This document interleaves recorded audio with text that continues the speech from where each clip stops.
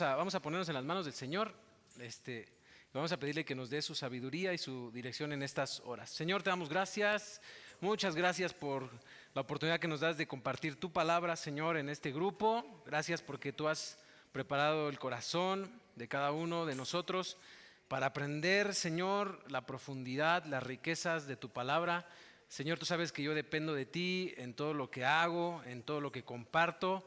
Y sabes que en medio de toda debilidad, de todas las cosas, Señor, yo sé que tu gracia es suficiente.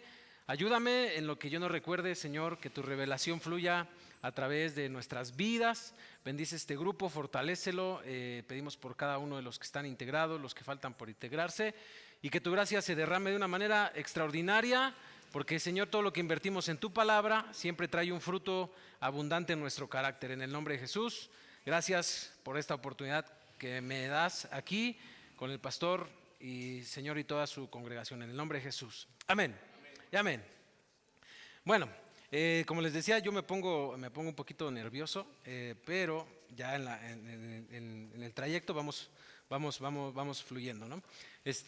Bueno, yo les voy a compartir algunas claves y, como bien decía el pastor Tony, vamos a llevarla leve. Si de repente se atoran o no le entienden o les empieza a salir humo en la cabeza, me dicen.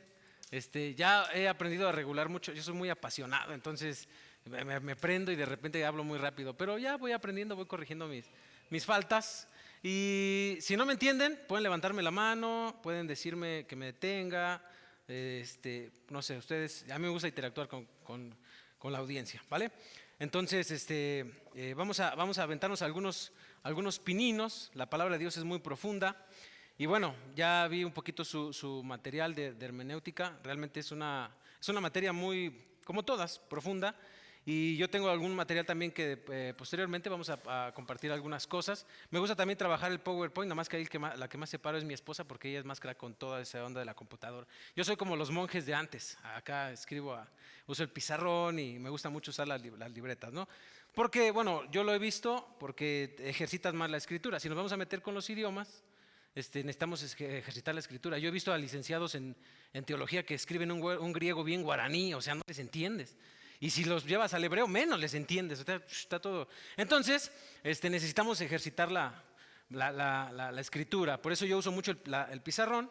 Y vamos a estar interactuando con eso. Espero que traigan sus libretas o pueden escribir atrás de sus notas o traigan hojas para que vayamos ejercitando. Les voy a dejar algunos ejercicios. Cuando yo estudié hebreo, yo lo estudié con un judío porque de alguna manera hay seminarios teológicos o institutos bíblicos, pero no hay como que te vayas a la mente de la raíz, del pensamiento judío, ¿no? No es lo mismo que estudies griego con un hispano a que estudies griego con un griego, ¿no? Porque él te conoce toda la cultura, y para entender la riqueza de la escritura necesitamos conocer el pensamiento judío y el pensamiento helénico. ¿Sí saben qué es el pensamiento helénico, no? Es el pensamiento griego, o sea, la palabra griega es heleno en el griego. Entonces necesitamos meternos ahí porque lo que yo me he dado cuenta en nuestro trabajo interpretativo es que nosotros como latinos le metemos un poquito de nuestro pensamiento a muchas palabras, y cuando tú te metes a las palabras y vas estudiando su pensamiento, el pensamiento y el flujo de pensamiento del escritor, entonces la mentalidad se abre y los principios de un versículo puedes sacar muchos principios bíblicos, ¿no? Entonces eso lo vamos ejercitando en el trayecto. ¿Y qué tanto te apasionas, no? Porque hay gente que se desanima, no, a mí me da flojera, no, eso del griego a mí no se me da, ni del hebreo tampoco, y menos yo así, sean prácticos. Y yo creo en lo práctico, porque parte de la hermenéutica es que tú tienes que arroparlo con la homilética, que es el arte de bosquejar un sermón, y la hermenéutica, la parte de interpretar. La exégesis tienes que sacarle todo, entonces tienes que contextualizarlo y tienes que llevarlo a lo práctico, porque mucha gente les hablas de una cosa y no te entienden, pero si tú ya te estás metiendo a una etapa de estudio, de conocimiento, entonces tu nivel tiene que ir aumentando, ¿no? O sea, ya no vamos a ser neófitos, ya no vamos a hablar por hablar, entonces vamos aprendiendo, entonces nos vamos a meter con todo ese tipo de cosas. Yo traigo mucho material muy fresquecito, vara, se los vendo, no sé cuánto me pagan por este material. Le platicaba al pastor Tony que aproximadamente he invertido ya en material de gramática y todos unos 100,000 pesos mexicanos aproximadamente, Porque sí necesitas meterte un buen para poder enseñar algo, ¿no? Porque si le copias el sermón a Dante Gebel le copias el sermón a tu pastor, nunca va a ser igual cuando Dios te lo está dando a ti.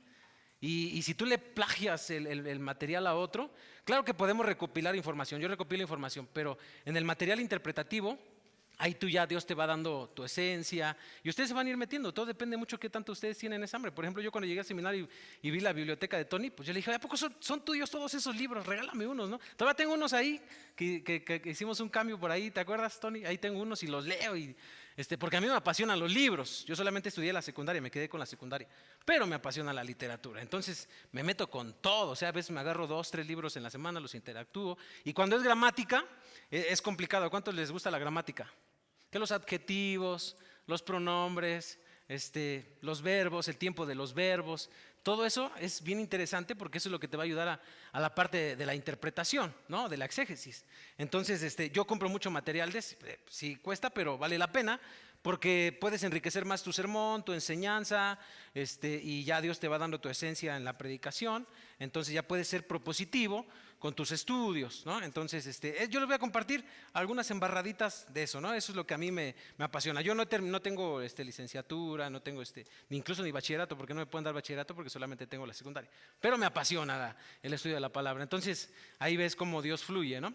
Dice el libro de Proverbios que el que busca la sabiduría está en Dios, y dice que en Él están escondidos todos los tesoros de la sabiduría. Entonces tú lo buscas y Él se revela a ti, ¿no? Entonces, si tú lo buscas con insistencia, con persistencia, Él se va a revelar a tu persona y a través de su palabra, ¿no? Entonces, vamos a ver algunas cositas. ¿Con qué quieren que nos metamos primero? ¿Con un poquito de griego o de hebreo? ¿Griego? Porque a mí se me hace más complicado el hebreo, un poquito más el hebreo que el griego, ¿no? Los dos tienen sus complicaciones, pero en la parte del hebreo es el Lashon Kodesh, como le llaman los judíos, Shon Kodesh, que es la lengua santa, ¿no? Que de ahí viene el origen, o el Bereshit, que de ahí viene toda la parte del lenguaje de Dios. Dice el libro de los Hechos que el apóstol Pablo, cuando pidió lugar para hablar, una de sus argumentaciones, de su defensa, dice que les habló en lengua hebrea. Entonces, fíjate, nada más para que te des cuenta la mentalidad del apóstol Pablo. Él tenía conocimiento de griego, ¿ah? Luego tenía un conocimiento de hebreo. Luego tenía conocimiento un poco de latín por la parte de los romanos, porque tenía ciudadanía romana, el apóstol Pablo, ¿no? Entonces, ellos era gente que se esforzaba un buen. De hecho, si te sabes un poquito del trasfondo histórico de los datos de los judíos, ellos a los 5 años ya se manejaban el Pentateuco, se lo aprendían y usaban la memoria, ¿no? Y muchos principios, como el Beit Shefer, el Beit Talmud o el Beit Midrash, que ya cuando ustedes estudian la palabra. Ah, ok, miren, ya, ¿qué aprendieron de eso? A ver, díganme, si ahí está la tarea del. Estudiaban los 5 libros de 6 años a 10 años. Vale, muy bien. Pero eran 3 etapas, ¿eh? Eran 3 etapas. Sin ver notas, a ver, hermano, si ejercitó la. No soy de corta memoria. ¿No? Es que como ya estoy viejito. Ah, a ver, échele. Es Beit Shafer, Beit Talmud y Beit Midrash. Muy bien. A ver, en sus notas, ¿qué encontró que es el Beit Sefer? ¿Qué era? No, ahí no lo explicaron. Ay, no, Son- nada más que estudiaba de los 5 libros. Los 5 libros, si eran muy buenos, seguían estudiando los demás libros. Y si eran muy buenos, entonces era cuando el rabino lo llamaba. Ajá. Muy bien. ¿Qué más? Bueno, ya si le pedían al rabino que le llamara, entonces el rabino le hacía preguntas y se veía que tenía un corazón aprendible, entonces lo dejaba ser su discípulo, si no, le decía que siguiera aprendiendo el oficio de su familia o los negocios de su familia. Ok. Mira, por ejemplo, tú me estás hablando de la primera fase que es el Beit Sefer. Son 2 palabras, Beit Sefer. Beit, o algunos lo pronuncian, dependiendo del diccionario que ustedes usen, no sé, pueden usar Vine o Vine, que es para mí, ya cuando tú te vas metiendo más, pues es un poco básico, con Strong. Luego ya te puedes ir con otros, con Tugi y otros diccionarios lexicológicos y las definiciones. Son dos palabras, beit, que significa hijo. Ahí nos vamos a meter con la gramática. Si es masculino es beit. Si es femenino, en el hebreo es bat. Entonces una cosa es Beit Sefer y otra cosa es Bat Sefer, ¿no? Que es la primera etapa de los 0 a los 5 años, donde se les enseñaba el Pentateuco, ¿no? Que era la Torah, ¿no? Entonces, Beit es casa. ¿Y Sefer? ¿Alguien en su tarea encontró qué significa Sefer? Yo solamente hice la tarea. Beit es hijo. Sefer en el hebreo es libro. Entonces, si ustedes quieren anotar ahí, Beit Sefer es el hijo del libro. El hijo del libro. Porque Sefer, cuando ustedes estudian el libro del profeta Daniel, cuando dice que estos hombres, los jóvenes, en el capítulo 1 dice que eran inteligentes, que eran 10 veces mejor. ¿Así lo dice? ¿Sí, verdad? Y dice que eran 10 veces mejor y que eran inteligentes y eran entendidos en todos los libros. Sefer, ahí está la palabra, lo vamos a poner en el español, ¿no? Entonces, Beit es hijo e hija, ¿cómo se pronuncia? Bat. Porque la tet, la taut en el hebreo, fíjate, eso es lo interesante del hebreo, porque tenemos dos t, dos letras que funcionan como la tet. La tap, algunos le llaman tat, otros le llaman tau. Y está la tet, que es otra letra. Y en el hebreo tenemos 3a, tenemos 2e, 2u. O sea, imagínate ahí la vocalización es diferente. Por eso digo que el hebreo es un poquito más complejo, porque tiene diferentes vocales. Y en el griego no, en el griego nada más de a una, ¿no? Entonces, Beit, como lo dijo el hermano, es la primera etapa. Beit. Vamos a ir un poquito haciendo ahí una leve traducción. Beit es hijo, Bat es hija. Sefer es libro, ¿no? Hijo, libro. Si ustedes se van dando cuenta, ya ahí vamos a... Esto es lo que es nuestro trabajo interpretativo. Cuando ustedes se compren su texto griego, ya sea que se compren el interlineal o se compren la Torah. ¿Sí han visto la Torah? La Torah en hebreo, o ¿cómo se llama? Que se compren ¿cómo se llama? La Biblia estratugense. Vale como unos 1,200 pesos. Por eso digo que sí se le invierte, sí es una inversión. Toda la parte de los profetas, los salmos en hebreo, el Pentateuco en hebreo. Cuando ustedes hagan su trabajo interpretativo, van a ejercitar la escritura, luego van a hacer una pequeña traducción acá y luego en el español. Beit Sefer es el hijo del libro, el que ama el libro. ¿Ah? Entonces, ustedes desde ahí, desde esa palabra, ustedes van a entender en el Salmo 119, cuando dice, a ver, les voy a hacer un ejercicio. ¿Quién escribió el Salmo 119?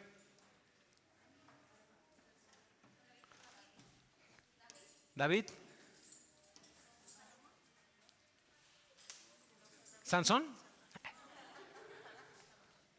Hermana, ¿quién escribió el Salmo 119? David, ¿acá? ¿Alguna vez le han echado una ojeadita a un... ¿Quién? Esdras. Por la parte de cuando ustedes se meten ya al texto hebreo, más, el que era un picudo así para metido al texto era Esdras. Y por eso dicen que el Salmo 119 lo escribió Esdras. Unos dicen que David, pero la tradición apunta más que fue Esdras porque era un erudito. Y por todo el acróstico en hebreo, o sea, ese hombre era un picudo en el estudio de la Torah, en el estudio de la ley. Entonces, cuando dice, ¿cuánto amo yo tu ley? Entonces, en el pensamiento judío, se tenía que transmitir desde la parte de Dios, desde Moisés y los profetas, que teníamos que amar el libro, que teníamos que amar los libros sagrados, los libros santos, ¿no? Los Sefer Kadosh, los libros santos, porque debías de tener amor por el estudio de la palabra, ¿no? Tenías que tener un encuentro con la palabra. Entonces, había quienes en el pueblo judío le perdían el interés, como ahorita actualmente, ¿no? No sé a cuánto les pasa que la gente agarra su Biblia de vez en cuando, ¿no? o de plano no la leen, nada más el domingo la traen en el sobaco sagrado, ¿sí o no? Traen acá en el sobaco sagrado, ¿sí o no? Traen así, la traen hasta forradita y con... Pero decía un predicador de los picudos, Charles Spurgeon, o unos como le dicen Carlos Spurgeon, ¿quieres ver a un hombre que está su alma sanada, transformada? Vele su Biblia, cómo la tiene rayada. Dice literalmente, ves una Biblia que esté rayada, subrayada, escrita y toda, es de una persona que está siendo sanada por la palabra. Tenían amor. Dice que cuando este hombre predicaba, incluso los teólogos de otras denominaciones, de otras iglesias, iban a escucharlo predicar, y que la iglesia que él pastoreaba, dice que tenía más capacidad en el conocimiento de la palabra que los teólogos de otras iglesias. Dicen, cuando tú lees los libros de Spurgeon, su biografía, era un tipo que estaba enamorado de la ley, ¿no? Entonces, eso es lo que te transmitía un hombre que amaba la palabra. Entonces, Beishefer, de los 0 a los 5 años, le tenías que transmitir a tu hijo, el padre judío, la madre judía, el amor por el libro. Tienes que ser un hijo del libro, tienes que amar la ley. Entonces, por eso Esdras, ahí está el trasfondo histórico de ese versículo. ¿Cuánto amo yo tu ley? Todo el día en ella es mi meditación. ¿Ah? Y cuando dice, aborrezco a los hombres hipócritas, mas amo yo tu ley. Era un poema así como que inspirador, ¿no? Porque dice, aborrezco a los hipócritas, mas amo yo tu ley. Vivifícame con tus mandamientos. Y era un hombre apasionado por la ley, ¿no? Porque eran así edificados, así. Jesús fue así. ¿Por qué creen ustedes que a los 12 años, según el relato de Lucas, el Evangelio de Lucas, o la teología lucana, como algunos teólogos le llaman, dicen que a los 12 Jesús ya estaba debatiendo con los chipotludos, como diríamos por acá? Y tú ves a uno de 40 y le preguntas, hermano, ¿quién era Moisés? No sé, hermano, fue el que venció a Goliat. ¿No? Estaba entre los 12 apóstoles Moisés. Tú les ves su cerebro y dices, ¿qué onda este hermano? Está bien fumado, ¿no? Entonces, la gente tiene poco amor por la ley. Pero tú dices a Jesús a los 12, ya a esa etapa de los 12 se le designaba 2 nombres a los judíos. Uno, la etapa, la tercera, que el hermano que hizo su tarea, ¿cómo se le llama? ¿El Beit Midrash? ¿Cierto o no? La segunda. La tercera. La tercera era Midrash. Beit Midrash. Era ya un hijo, pero el que sabía interpretar. Entonces imagínate a Jesús a los 12, ya interpretando y hablando con los doctores de la ley. A los 12. Y dice que la gente se asombraba. Es que me confundes, porque según en la tarea que nos enseñaron, bueno, según ahí era de 6 a 10 años, estudiar los 5 libros, bueno, aprendérselos de memoria. Y te vuelvo a repetir, según si era muy bueno, seguía estudiando de Génesis hasta Malaquías. Y si era muy bueno, a los 16, Era el mío, perdóname. 16 años en adelante, entonces era cuando lo llamaba un rabino, o era cuando se... ¿De los perdona los qué? 16 años. Es que son diferentes etapas, porque mira, por ejemplo, a los 12 no solamente se le llamaba ya los Beit Midrash, los que ya porque la palabra Midrash en el hebreo se compone de 2 palabras. Hay una preposición. En el hebreo tenemos diferentes letras para que funcionen como preposición. Tenemos la letra Bet, que significa en o con. Ya después vamos a ver algunos versículos para eso. La Lamet, o la letra Lamet, que nos habla de una procedencia. Cuando dice Le David, Salmo Le David, Mismor Le David en el hebreo.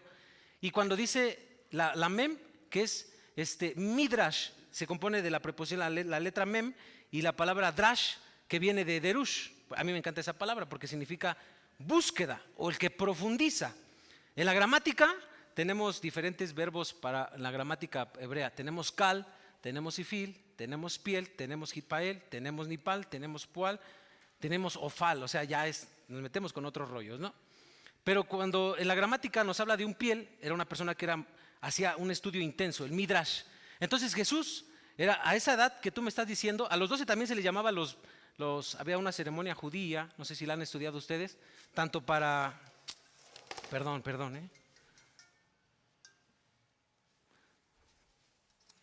voy a tener que apagarlo porque si no nos va a estar interrumpiendo. Espero que sea alguien para que nos dé una ofrenda o algo así, ¿no? Porque valga la pena la llamada. Había una ceremonia judía, tanto para hombres como para mujeres, que se le llamaba el Bar Mizbat. Bar Mizbat, que era el hijo del mandamiento. Eso era ya a los 12.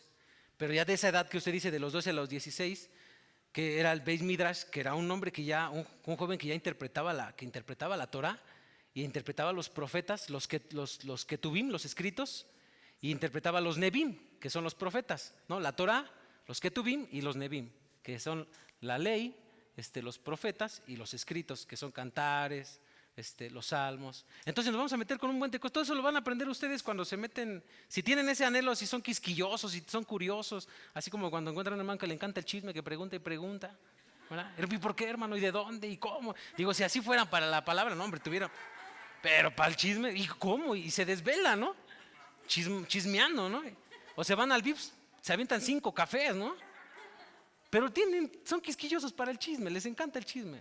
Yo digo, si así fuera para la palabra, tú les preguntas de la palabra, no sé, hermano. Si son así como curiosos, diría como nuestra profesora Elba de griego, nuestra maestra de griego, dice, si son curiosos en el texto, en la gramática, dice, van a ser buenos exégetas, le van a. Pero si son así que les aburre, hay unos que hasta lloraban en el griego, no, ya, hermana, perdónenos. Con ganas de decir, le damos mordida y pásenos, ¿no? Porque pues sí te volaba los sesos. La gente se ponía nerviosa, porque pues de eso se trata la Torah, de eso se trataba la palabra, de profundizar. De hecho, las disertaciones de un rabino, de un Beis Midrash, duraban a veces toda la noche. Y la gente ya no aguanta una predicación de media hora, hermanito, ya, nóchele ya. Sea práctico. Dante Gebel se las avienta de 20 minutos y nos hace reír. Y a la gente ya no le gusta la Torah, pero para otras cosas se invierte en el tiempo. Y eso a mí me preocupa y me contrista. Fíjate, tú preparas tu sermón y te desvelas toda la noche y te metes con Dios para que te respalde. Vas y tú te desvelándote y la iglesia se duerme. O sea, por ir a recibir. Y tú preparando el sermón y estás desvelado, ¿no? Y estás acá estudiando y tienes tu torre de libros, tu computadora, estás con tu tecito y medio te echas un coyotito y vámonos. Y vas a predicar y la gente, a los 10 minutos ya. Aplican el dicho ese de el corazón recibe hasta donde el trasero aguanta. Están moviendo, no sé, volteándose, ¿no? Están así con el pie. Hay un libro que se llama Psicología Pastoral, que yo me estoy metiendo con eso, y te das cuenta que la gente que tiene así tiene síndromes de ansiedad, tienen trastornos de ansiedad. Cuando ves a alguien así con el pie, con el dedo así, con la uña, son gente que tiene problemáticas, tienen estrés, ansiedad, y hay que tratarlas, hay que orillarlas y ¿qué pasa? ¿Qué tienen? Porque están en la predicación así, el pito, el tipo moviendo así, volteando para todos. Ya no te aguantan una predicación así. Y las disertaciones de un rabino, a mí me latían mis clases con mi profesor, mi maestro de hebreo, porque, y yo le pagaba, no era de agrapa. Él me cobraba, porque el judío todo lo ve dinero también. Son gente que piensa en la prosperidad espiritual, material. Y me dice, te voy a dar clases nada más, dice, porque veo tus ganas. Dice, pero yo nada más le doy clases de 10 a 20 para arriba, claro, porque cobraba 200 por persona. Si se tenía 20 alumnos, se llevaba 4,000 en un día. Y me dice, veo tus ganas, dice, te atiendo. Me iba al Vips o me lo llevaba así a un lugar, yo pagaba y aparte le pagaba 200 por hora. Me aventé como 1 año y medio con él. Fíjate, ahí le estuve invirtiendo, 200 por hora. Me dice, pero veo tus ganas, Emir, te voy a enseñar.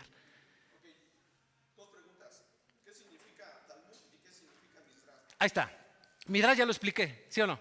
¿Qué es Midrash? A ver quién lo apuntó, quién la agarró así. ¿Quién está acá conectado que ya apuntó Midrash? ¿Qué es Midrash? Ajá, Terush.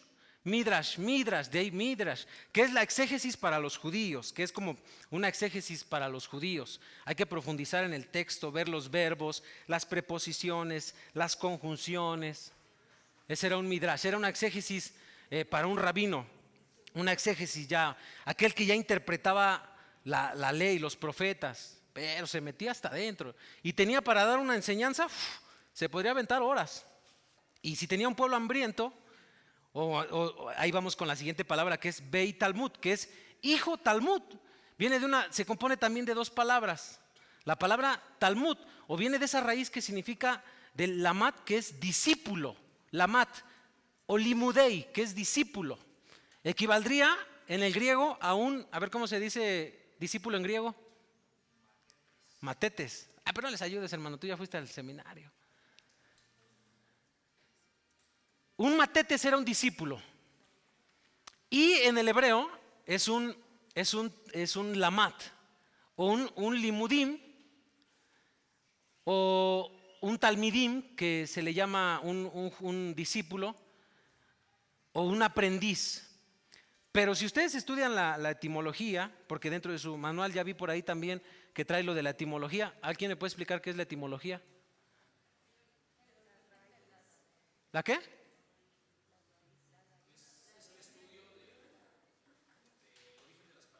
Muy bien.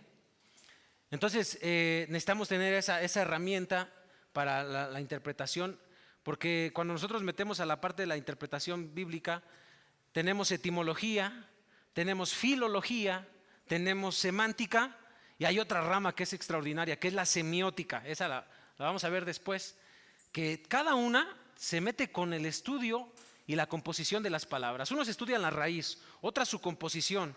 La gramática estudia la terminología en la gramática. Si es un presente, si es una voz pasiva, voz activa, si es un indicativo, es un imperativo, es un auristo sigmático, auristo primero, auristo segundo, auristo débil, auristo fuerte. O sea, tú te metes y dices, órale, ¿no? Y un matetes, su raíz así básico es aquel que se esfuerza, viene de la palabra de la raíz testa, del que se esfuerza por aprender. Ahora, de los que estamos acá, de los talmidim, ¿cuántos se esfuerzan por aprender? Así que están quemando su chícharo por aprender, que tienen ganas de aprender, que se esfuerzan por meterse a la palabra, al texto, que tienen ese interés. Ese era un discípulo y que se esforzaba. Hay un dato histórico que me encantó. En esos tiempos había dos escuelas de interpretación fuertes en los tiempos de Jesús, que era la escuela de Shammai y era la escuela de Hillel.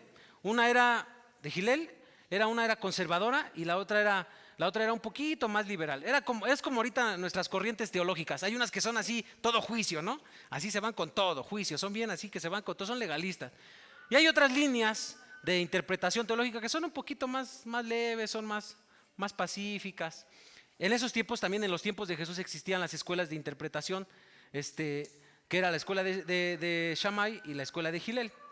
Eran dos escuelas fuertes, ¿no? Y dicen que Jesús estudió más con la parte de Hillel y en el tema del divorcio apoyó la postura de Shammai, que era un poquito más, le echó más coco, ¿no?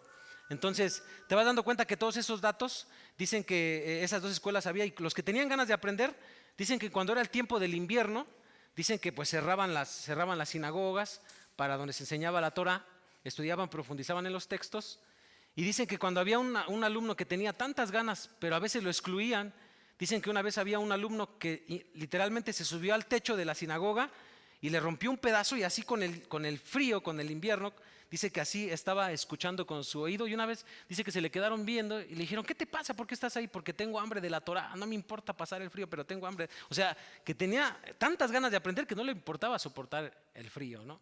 Entonces, ese era el trasfondo, el dato histórico de una palabra, de un matetes, de un Talmud, de un discípulo, ¿no?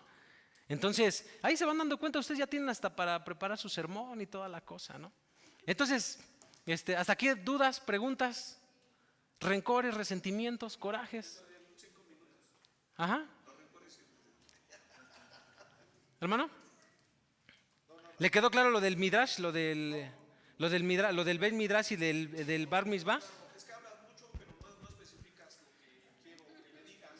O sea, nada más dime qué significa Talmud y dime qué significa Midrash, así, nada más. Mira, tu mente está lenta, porque Talmud ya lo expliqué. Talmud significa, Beit Talmud viene de esa raíz que significa aprendiz, discípulo. Que se esfuerza por aprender. O sea, lo que tú Ajá. dices es Talmud, hijo del que se esfuerza. Bueno, Beit Talmud, hijo del que se esfuerza por aprender. Ajá. Beit Talmud, ahí está, es eso, ese es Talmud. Ahora, había dos clases de Talmud, estaba el Talmud babilónico y el Talmud Jerusalén. ¿Qué era el Talmud? Eran colecciones de libros de los estudiosos de esos tiempos, ya sea rabinos o sabios judíos que se metían al estudio de la palabra, que hacían comentarios. Incluso para un judío estudiar el Talmud es estudiar la tradición. Es como si tú agarraras ahorita, no sé, ¿qué comentario lees tú cuando estudias la Biblia? ¿Ninguno? ¿Una Biblia de estudio no sé, de John MacArthur, la Thompson. Ahí está. Algo así más o menos para ejemplificarte que era el Talmud. Eran una recopilación de varios comentarios, como si tú ahorita agarraras, no sé, Barclay, ¿qué otro? William MacDonald, ¿qué otro comentario? MacArthur, el comentario de MacArthur. El Talmud era esa clase de compendios de interpretación y de la tradición judía. Eso era el Talmud. Pero su raíz en sí tiene que ver con un discípulo. Ese es el Talmud. ¿Hasta ahí te quedó claro, hermano? ¿O me regreso? Va. Y acá, hermano.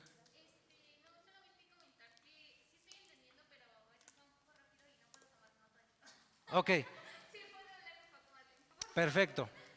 Perfecto, hermano. ¿Alguna duda de alguna situación? No tienen por qué tomar nota de todo, ¿eh? Si quieren se los puedo. Todo eso lo tengo acá. Nada más les va a costar 500 pesos.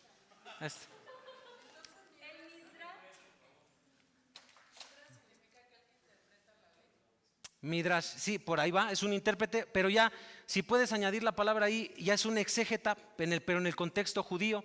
Es como en la cuestión en el griego, que es un hermeneuta o un intérprete de la palabra, pero en el contexto judío o la exégesis, el Midrash es como, si puedes estudiarlo, te puedes meter a Google también o hasta YouTube. Un Midrash es como un intérprete, pero en el pensamiento judío. De hecho, es que no, yo cuando doy clases me vacío todo lo que traigo en la cabeza, ¿no? Y datos que uno va aprendiendo. Por ejemplo, el Midrash se desprendían otras dos formas de interpretar, que eran la Temurá, la Menorá y la Gemará, que esas son otros rollos también, pero no nos vamos a ir por eso porque vamos paso por paso, ¿no? Pero sí quedó el Midrash, que era un exégeta judío, un intérprete. Si algún día pueden estudiar ¿cómo se llama Hay cositas como que no las comparto, ¿verdad? Pero datos que él en su comentario de Rashi, era un rabino, Rashi, él se mete mucho con la exégesis judía. Después si quieren les traigo un comentario de los que tengo y de ahí te define algunos verbos, algunas palabras, y de eso te puede dar. Ese es un midrash, ¿no? Entonces, ¿por acá alguna duda, hermano? ¿Ya hasta ahí claro, hermanito? ¿Todo bien? Entonces ya sabemos qué es un Beishefer. A ver, sin ver sus notas. Hijo del libro. Ajá. Hasta le estoy pasando la tarea. Levante su mano, ¿quién hizo la tarea? No, no es cierto. Beishefer es el hijo del libro. ¿Y el Beit Talmud? El que se esfuerza por profundizar. Es un exactamente. Y el Midrash, Beit Midrash, ese ya es un exégeta. El Midrash es ya tocando, por ejemplo, el tema del Midrash. Después, si quieren, hacemos un ejercicio de eso. Hay cuatro que la teología contemporánea y las escuelas teológicas de este tiempo no apoyan tanto esas líneas de interpretación. Pero hay un dato histórico, si ustedes leen libros de hermenéutica, hay un dato histórico bien interesante, que en los tiempos antes de la Reforma, hubo un tiempo donde la exégesis o la parte hermenéutica del estudio de la palabra estaba por los suelos en la cuestión cristiana, protestante, ¿no? Acuérdense que la Reforma protestante, yo creo ya les tiene una embarradita de todo ese rollo, fue por Martín Lutero, pero les antecedieron otros personajes que se metieron a la palabra porque en esos tiempos la Iglesia Católica o los papas no le permitían a la gente común estudiar la Biblia, ¿no? Solamente estaba escrita en latín y pues el pueblo no sabía latín y no la entendían, ¿no? Pero estos tipos se metieron y empezaron a estudiar, pero más o menos por ahí de 1300 y pico, más adelante, hubo un personaje llamado Nicolás de Lira, si después lo estudian, él se pegó con judíos que estudiaban la cábala. ¿Alguien ha llegado a hablar de esa cuestión de la cábala? Que es algo así como místico, que incluso se mete con los horóscopos y todo ese rollo, ¿no? Yo sí tengo libros porque me han regalado bautistas libros de la cábala. Y los lees y en algunas dices, como que esta sí no me la como, ¿no? Ellos creen en la reencarnación y todos esos rollos, ¿no? Hasta en la parte de los horóscopos y todo. Pero hay datos de la cábala que son interesantes, ¿no? Por ejemplo, me gustó una frase de un libro que apenas leí de un cabalista, que dice que para que tú estés sano en el estudio de la ley, necesitas estar conectado constantemente a la fuente, y en eso sí tiene razón. Para que tú estés sano en la doctrina, necesitas estar conectado a la fuente de sabiduría que es Jesucristo, estar conectado a la palabra, ¿no? Y en esas cosas yo sí comparto. Entonces Nicolás de Lira, cuando la interpretación en esos tiempos, la hermenéutica estaba por los suelos, porque obviamente nadie la leía, porque solamente estaba penalizado, te martirizaban. Si tú leías la Biblia, solamente te la podía leer un sacerdote, un papa, y te la leía de espaldas, no le entendías ni papa, ¿no? Entonces este cuate Nicolás de Lira se le pega a estos cabalistas judíos, se metió, y fue cuando él despertó su espíritu en el amor por estudiar otra vez el hebreo y por meterse otra vez en el texto griego. Entonces, dentro de las cosas malas que había, hubo cosas buenas, ¿no? Por ejemplo, yo no soy cesacionista, yo soy pentecostal, ¿no? ¿Sí saben qué es un pentecostal, no? ¿Ustedes qué son pentecostales, cesacionistas? Pentecostés. O sea, pentecostal, hablas en lenguas, aplaudes, gritas, danzas y todo ese rollo. Y uno está metido en eso, ¿no? Pero te das cuenta que la corriente teológica de MacArthur es cesacionista, ¿cierto o no? O sea, que no creen los dones, eso de hablar en lenguas y todo ese tipo de rollos. Pero yo leo sus libros y hay datos históricos interesantes. Yo sí los leo. O sea, no soy de que yo he visto, por ejemplo, lo ves en Face, ¿no? Y no lean esta basura, Guillermo Maldonado, no lo lean. Entonces, ¿cómo voy yo a saber su pensamiento? ¿Cómo voy a poder defenderme si algún día alguien me pregunta algo si no leo sus libros? Cas Luna y otros se lo comen acá. A mí me gusta cómo predica, ¿no? Y hay cosas, pues, lo que no me late, pues lo desecho, pero me quedo con lo bueno. Entonces tú lees, tengo 2 libros de Cas Luna, y una vez lo posteé y qué mala onda, este cuate ya se nos está. No, simple y sencillamente quiero leerlo porque hay cosas buenas, y las cosas que no, pues yo estuve en su iglesia, estuve en Guatemala y vi todo el rollo, cómo les daba la chilipiorca a la gente y toda la cosa, y el chao, y todo, impresionante su visión, tienen una visión impresionante. Yo digo, si muchos pentecostales tuvieran esa visión de alcance, sus templos, todo bellísimo allá en Guatemala, ¿no? Ver cómo la manera la gente aporta económicamente, estaría padre tener así gente para llegar más lejos con el evangelio, ¿no? Me quedo con lo bueno. Y con MacArthur pasa lo mismo, él es cesacionista, pero tiene buenos datos. Yo me he encontrado datos que me ayudan a la interpretación. Entonces, ustedes deben, yo eso les sugiero, como ustedes lo quieran ver, pero sí lean para que sepan qué corriente teológica tiene, porque si no, no te vas a poder defender, ¿no? Y en el contexto de los judíos, hay datos padrísimos que tú te encuentras en la interpretación, que tú lees, al menos en mi caso, yo he leído libros teológicos de cristianos y dices, no te pases, este cuate sí se viajó. Como que no le pegó al clavo, ¿no? Por ejemplo, en los casos cuando hablan del matrimonio, en la teología de la mujer, y a veces ven a la mujer como que así, como que tú estás por debajo y el hombre está por acá, y el jerarca y todo el rollo, ¿no? Y hay cosas que dices, no, teológicamente sí le faltó un poquito meterse. Y ves libros judíos, yo tengo libros judíos que me late más como ven en el pensamiento judío a la mujer. La dignifican, la visten. Por ejemplo, yo estoy atendiendo un caso ahorita en la iglesia de un cuate que la Biblia dice que te me tienes que sujetar y toda la cosa. Se pone bien loco con su señora, ¿no? Se fue de la iglesia y todo el rollo. Y yo veo a su pobre mujer en el sentido de que no la viste, la tiene viviendo al día. Digo, no manches, también la Biblia dice que pues ponte a estudiar un poquito, dignifica a tu esposa, vístela, cómprale unos zapatitos, no sé, no la traigas así. Y digo, para unas cosas sí, para otras no. Y me gusta la mentalidad judía en algunos casos porque dignifican a la mujer, que vistas bien a los hijos, que vistas bien a la mujer. Y te vas dando cuenta que a veces en el ambiente cristiano, a veces el hombre anda al tiro y la mujer anda ya casi saliéndosele los dedos, ¿no? Y te vas dando cuenta que hay cosas que dices, no, sí, en esto sí tienen razón. Ver cómo ven el matrimonio, cómo ven el respeto a la Torá. O sea, si tú ves a un estudioso judío de la palabra, incluso su Biblia la tienen hasta en un lugar así bonito. Sus libros no los tienen así todos sucios. Y tú ves uno que otro cristiano, su Biblia la avienta por allá, la tira por acá. O sea, no tienen ese amor por la palabra. Entonces te vas dando cuenta que dices, me quedo con eso, ¿no? Me quedo con las cosas buenas.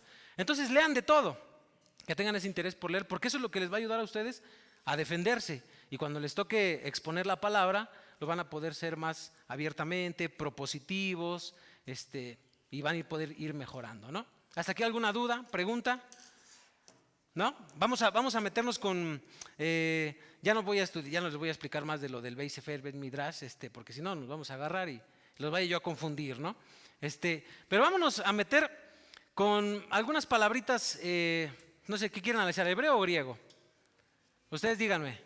Ustedes mandan. Griego. Va, que va. Vamos a meternos con el griego.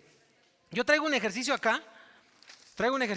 Que yo hice. Yo siempre digo, yo hago mi material así porque me gusta ejercitar la escritura. Váyanse a Mateo 5 y vamos ahí a meternos un poquito con el griego. Beit Sefer, Beit Talmud, Beit Midrash, Bar Mitzvah, son términos interesantes que ustedes deben ir aprendiendo para conocer el contexto de la interpretación judía.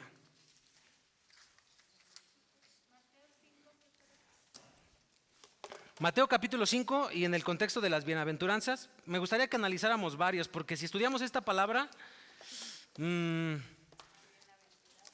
me he encontrado definiciones o predicaciones que, por ejemplo, cuando dicen afortunado, como 3 veces bendecido, no sé ustedes que hayan escuchado cuando estudiaron la palabra bienaventurado.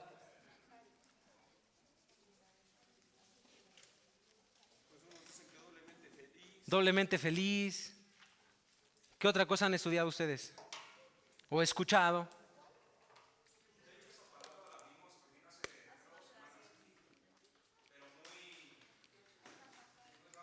Muy rápido, ok.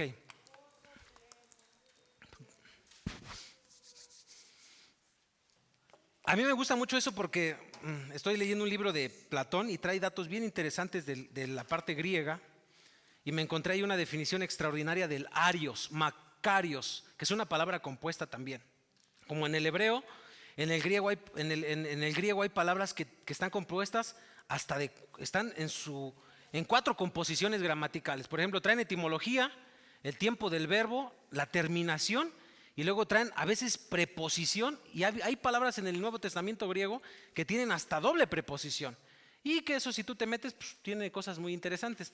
En la palabra Macarios, que vamos a ver ahorita una embarradita de esa palabra en el contexto griego, la voy a escribir acá. Voy a estar escribiendo y borrando, porque no nos va a alcanzar. ¿Saben un poquito de vocabulario de griego? Por ejemplo, acá está la palabra. Fíjense, si se dieron cuenta acá, si su mente estuvo acá, si su mente tuvo el interés acá, ¿el hebreo de dónde lo escribimos? ¿De acá para acá? No, de acá para acá. Bueno, ustedes de allá sí, así. Acá para acá. Pero de aquí para acá el griego, ¿no? Y el hebreo de allá para acá. Eso es lo interesante. Algunos estudiosos dicen que unos dicen, ¿y por qué Dios puso el hebreo que se escribe al revés? Porque dicen que cuando tú volteas más para acá como que tienes más visibilidad que volteando hacia acá. O sea, algunos ejercicios que a veces me ponía mi maestro de hebreo, ¿no? Y dices, no, sí es cierto. Y aparte se te agiliza. Algunos dicen, ay, el hebreo, hermano, está bien difícil, pero cuando ya lo vas agarrando y estás como niño así queriendo aprender, de volada le agarras, ¿no? No sé, es como el inglés, cuando tienes ganas de aprender inglés, pues de volada estás ahí como que ejercitando la pronunciación, las palabras. En el griego se escribe de aquí para acá como el español, ¿no? Pero es una palabra compuesta. Aquí tenemos terminación, ahorita lo vamos a dividir, y tenemos una palabra con el arios, que es una palabra hermosísima, bellísima para entender el sermón del monte, las bienaventuranzas. Pero antes de dar la definición, en la etimología, vamos a verla ahorita, vamos a ver un poquito tantito de vocabulario. Después ya les traigo las hojas. Incluso yo aprendí, nada más para que se den cuenta cómo yo aprendí, como en el kinder. Mi maestro de hebreo me enseñó como en el kinder, me ponía dibujitos. Me ponía caricaturitas y todo, y ejercítalo, y mira. Y digo, este cuate está, que es un baboso, ¿qué piensa que soy un niño? ¿Qué? O sea, me pasó por la mente. Pero te das cuenta que ese ejercicio lo hacían los judíos. Por ejemplo, hay un dato histórico del Salmo 119 que dice que más dulce que la miel es tu palabra. ¿Así dice? ¿Y por qué el pensamiento judío decía, por qué es más dulce que la miel? Interesante, porque cuando tú le enseñabas a un Beit Sefer, a un niño de los 0 a los 5 años que ibas trabajando su nefesh, su alma en el amor por la palabra, cuando su mamá le enseñaba un versículo de la Torá o de los Ketubim, de los profetas, de los Nebim, cuando lo repetía bien, ¿saben qué le daba? Una cucharada de miel. O sea, y eso ejercitaba su aprendizaje, su conocimiento, y de ahí el de más dulce que la miel, es tu palabra. O sea, le daban una cucharadita de miel. Y cuando no se lo aprendían, le daban a comer una hierba que era el ajenjo, en el contexto de la cultura judía. ¿Alguien ha comido ajenjo? ¿Tomado ajenjo? Yo la vendo, yo vendo hierba, marihuana no.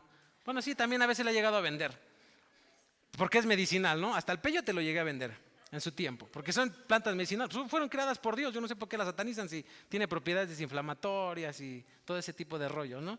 Y sirve incluso para la cura contra el cáncer y cuestiones que tiene ahí. Ya le estoy enseñando hasta fitoterapia y todo eso, ¿no? Ya es otro rollo ahí, porque también me dedico a eso, pero bueno, eso no tiene nada que ver. Pero el ajenjo era una hierba amarga, y cuando el judío, el niño, la niña judía, no le querían echar ganas a la Torah, al aprendizaje de la palabra, les daban ajenjo y lo masticaban y era amargo, así como tu suegra, bueno, para los que están casados, ¿no? Así como cuando ves a tu suegra y mi suegra, amarga, ¿no? Más amarga que... Pero cuando aprendían bien el versículo, les daban la miel, ¿no? Entonces, tú te vas dando cuenta que eso hasta neurológicamente les ayudaba demasiado. Y en el griego, para tú aprender un poquito, tienes que hacer así planas, así como en el kinder.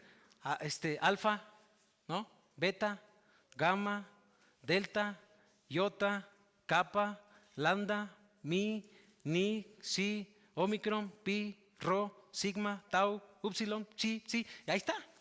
Y omega, ¿no? Entonces te vas grabando y te vas dando cuenta, escribes, repites. Por ejemplo, esta letra, ¿cómo se llama? No les digas, Tony, tú eres el maestro acá, también. ¿Cómo se llama esta letra?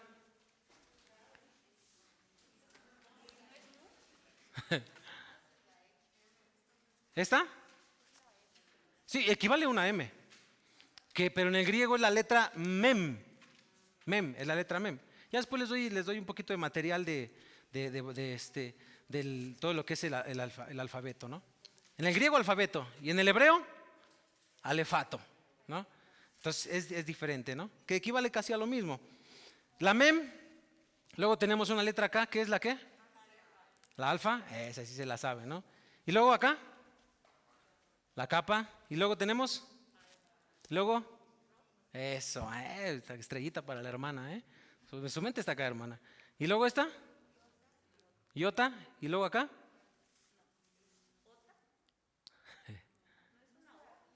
Fíjense que en el griego hay dos letras para la O, la omega y omicron. Omicron, ahí está. Y luego tenemos la terminación. Es una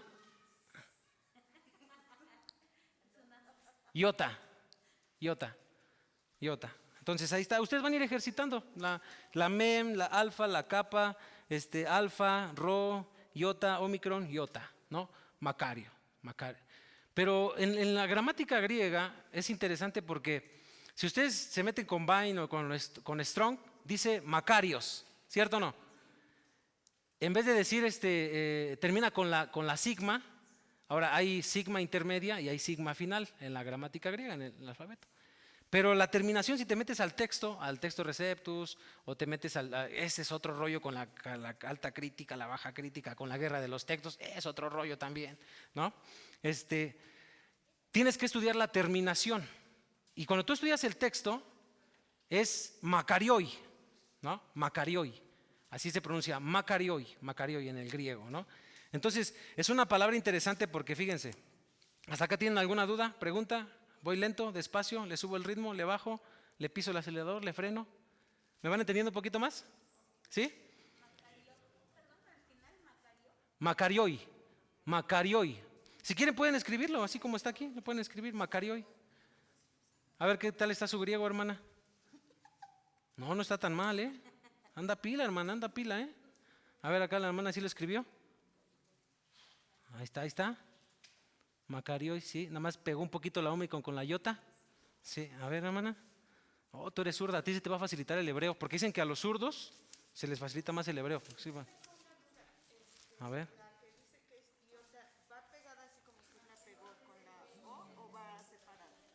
¿La pegué mucho? Ok, le borramos tantito entonces. Ahí está. Makarioi, ¿ya se ve un poquito más legible? Makarioi. A ver, hermano. Eso es todo, ¿eh? Makarioi. A ver, hermano, ¿usted cómo está? No, no escribí nada. ¿Pero dónde está la colita? Macarioi. Macarioi.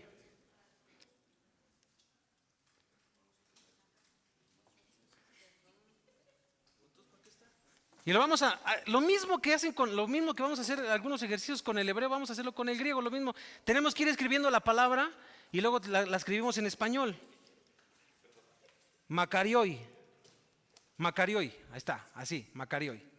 Macarioi, ahí está, Macarioi. Si la estudian en Vine o en Strong, es Macarios. Así te lo va a poner. Miren, una de las desventajas que ustedes nada más agarren Strong o agarren Vine o agarren algún léxico, Kittel es más, se mete con las definiciones y algunos datos históricos bien interesantes. Pero el punto acá, el jaque mate es la gramática, porque tienes que saber la terminación. Eso ya lo vamos a ver más avanzado. Bueno, si yo les doy o quien se los dé le tiene que enseñar la terminación. Porque sí es bien importante que la sepamos para saber en qué tiempo. Bueno, en este caso no es un verbo. En este caso acá nos estamos metiendo con un caso. Hay diferentes casos en el griego, dependiendo qué libro estudies. Si estudias el de 5 casos o el de 8 casos, que es el genitivo, el acusativo, el nominativo, el dativo. Luego está también el vocativo, ese es el de los 5 casos. Depende de quién te enseñe griego, si te enseña el de los 5 casos. Si te toca un maestro que te enseñe los 8 casos, te va a meter esos 5, más el optativo, el locativo y el ablativo. O sea, y ahí te metes con todo ese rollo y vas entendiendo por qué se escribió una palabra en ese contexto, ¿no? Todos los maestros de Israel, todos los doctores de la ley, se metían con todo eso. Todos los que amaban la ley se metían con eso, ¿no? Y había teólogos de la Reforma Protestante, en el caso de Martín Lutero, que dicen que se aventó, algunos libros dicen que se aventó 14 años para traducir todo el Nuevo Testamento.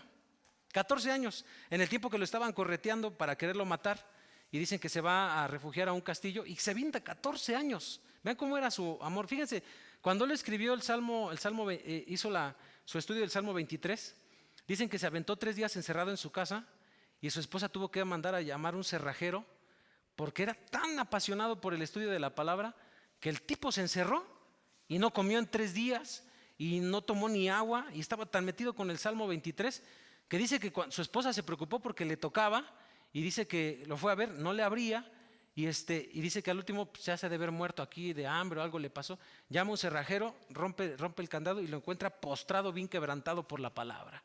Y de ahí sacó el Salmo 23. Entonces imagínate cómo ha de haber salido cuando todo el Nuevo Testamento y ese tipo se metía con raíces de las palabras. Fue un picudo de su tiempo.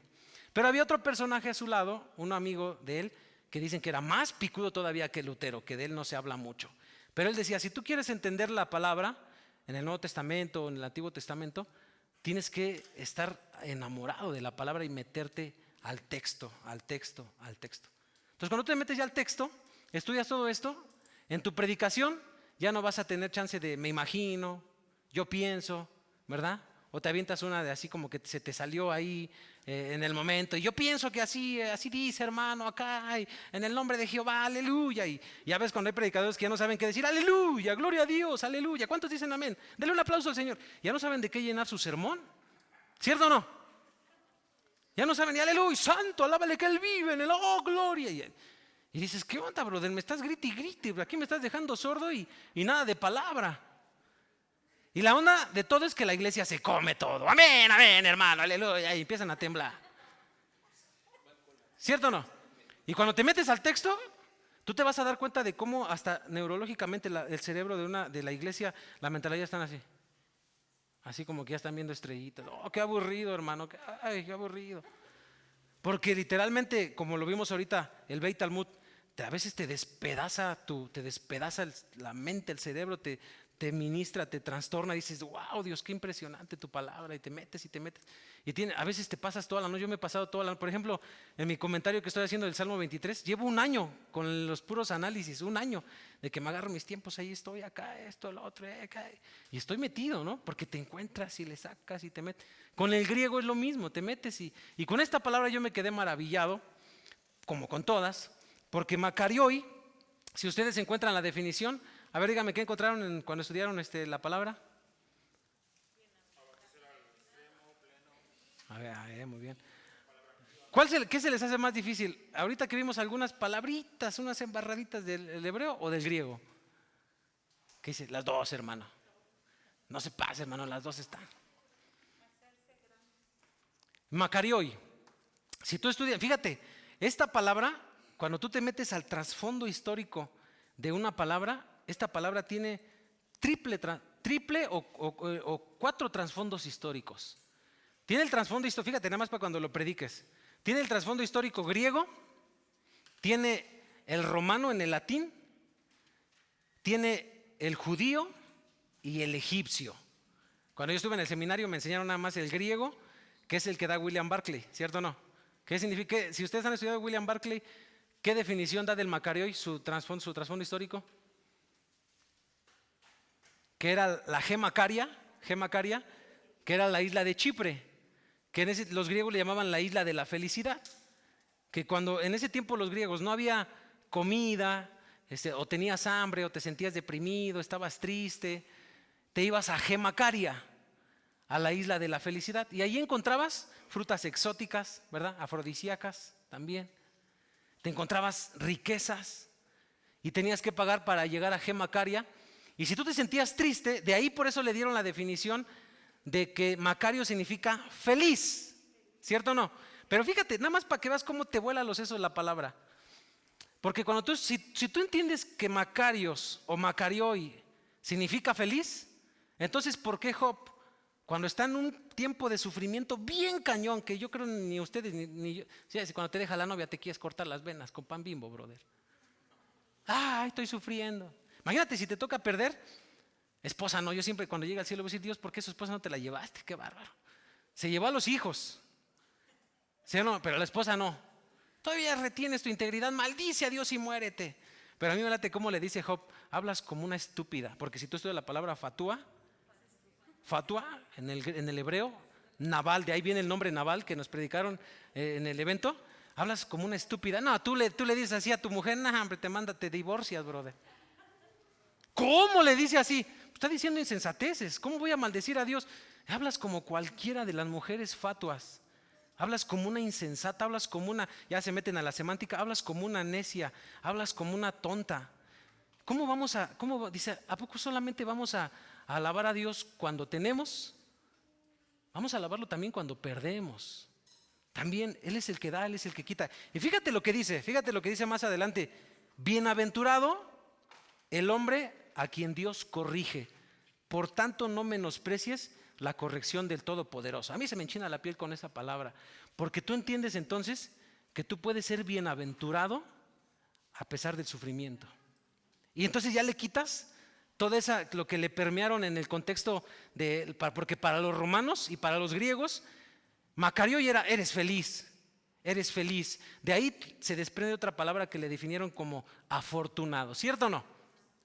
Y afortunado en el pensamiento romano era el dios de la fortuna. O sea, que cuando te está yendo bien, cuando tienes lana, cuando todo va bien en tu familia, eres un bienaventurado, estás bendecido. De ahí le pusieron también la definición, eres doblemente bendecido, hermano. Entonces, cuando estás pasando por sufrimiento, por pérdida, por agonía, por enfermedad, por pandemia, porque la congregación se te está vaciando, ¿no eres bienaventurado? Y ahí entiendes el pensamiento, ahí te metes con el pensamiento judío. Ahora fíjate el pensamiento egipcio, porque si tú estudias geografía bíblica, porque para interpretar la Biblia también tienes que saber geografía. Tienes que saber en dónde estaba constituido el pueblo de Israel, el pueblo judío, de dónde venía. Incluso había muchos egipcios, muchos judíos que vivían en Egipto. Y en Egipto, en la cultura egipcia, ¿sabes qué era un bienaventurado? Porque Egipto estaba geográficamente, había muchos desiertos. Y para el pensamiento de un Egipto, o de un judío que vivía en Egipto y también de un egipcio, era que un bienaventurado era aquel que se encontraba un oasis, o había agua, un riachuelo, y tenía sed en medio del desierto y llevaba sus camellos a tomar agua, y ahí iba así, oh, bienaventurado, y hasta saltaban de alegría. Por eso en el pensamiento egipcio le ponen que un bienaventurado es cuando encuentras algo que te hace feliz o te hace bien. Pero en el pensamiento judío la palabra Makarioi tenía que ver con la virtud de formar tu carácter en medio del sufrimiento, en medio del dolor, en medio de las pruebas, en medio de las circunstancias. Y tú entiendes esa palabra porque Mac, fíjense cómo la vamos a dividir acá, Yo le voy a poner aquí la rayita, Mac. Y luego la palabra Ari o Ario. Esa es la terminación. Hasta aquí me estoy metiendo con la terminación. Aquí es una terminación. Ahorita les voy a decir qué es. Pero Ario es la palabra virtud. Cuando tú estudias la palabra Macarios, Ario es la palabra virtud. Virtud. Virtud. ¿Alguien me puede definir qué es una virtud?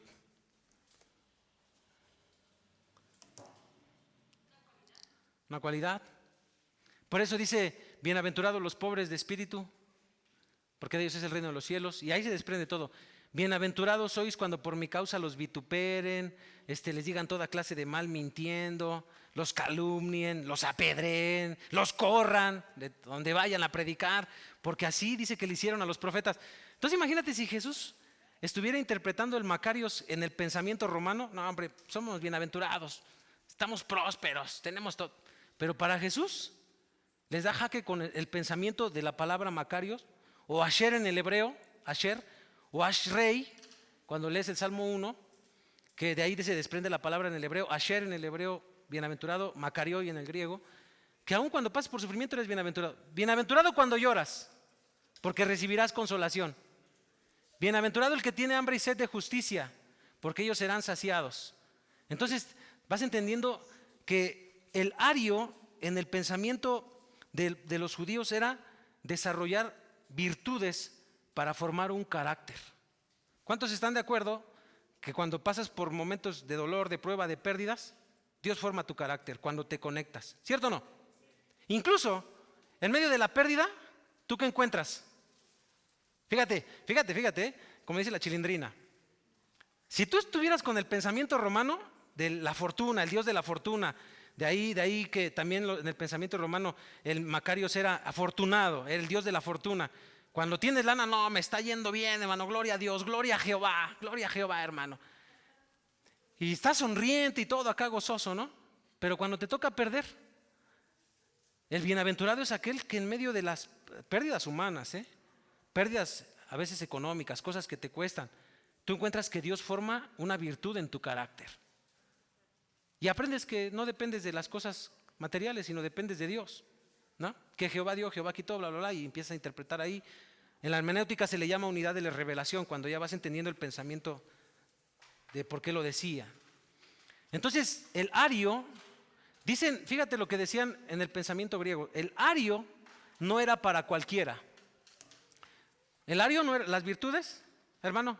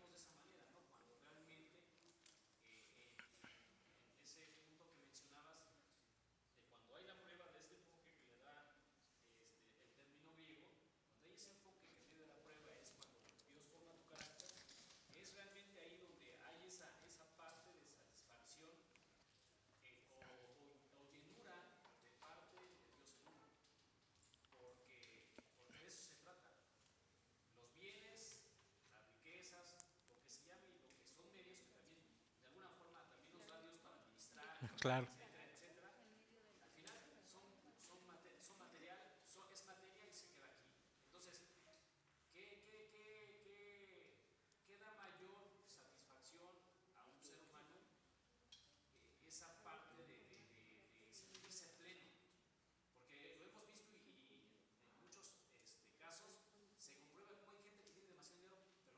Claro, hay ricos amargados, multimillonarios amargados.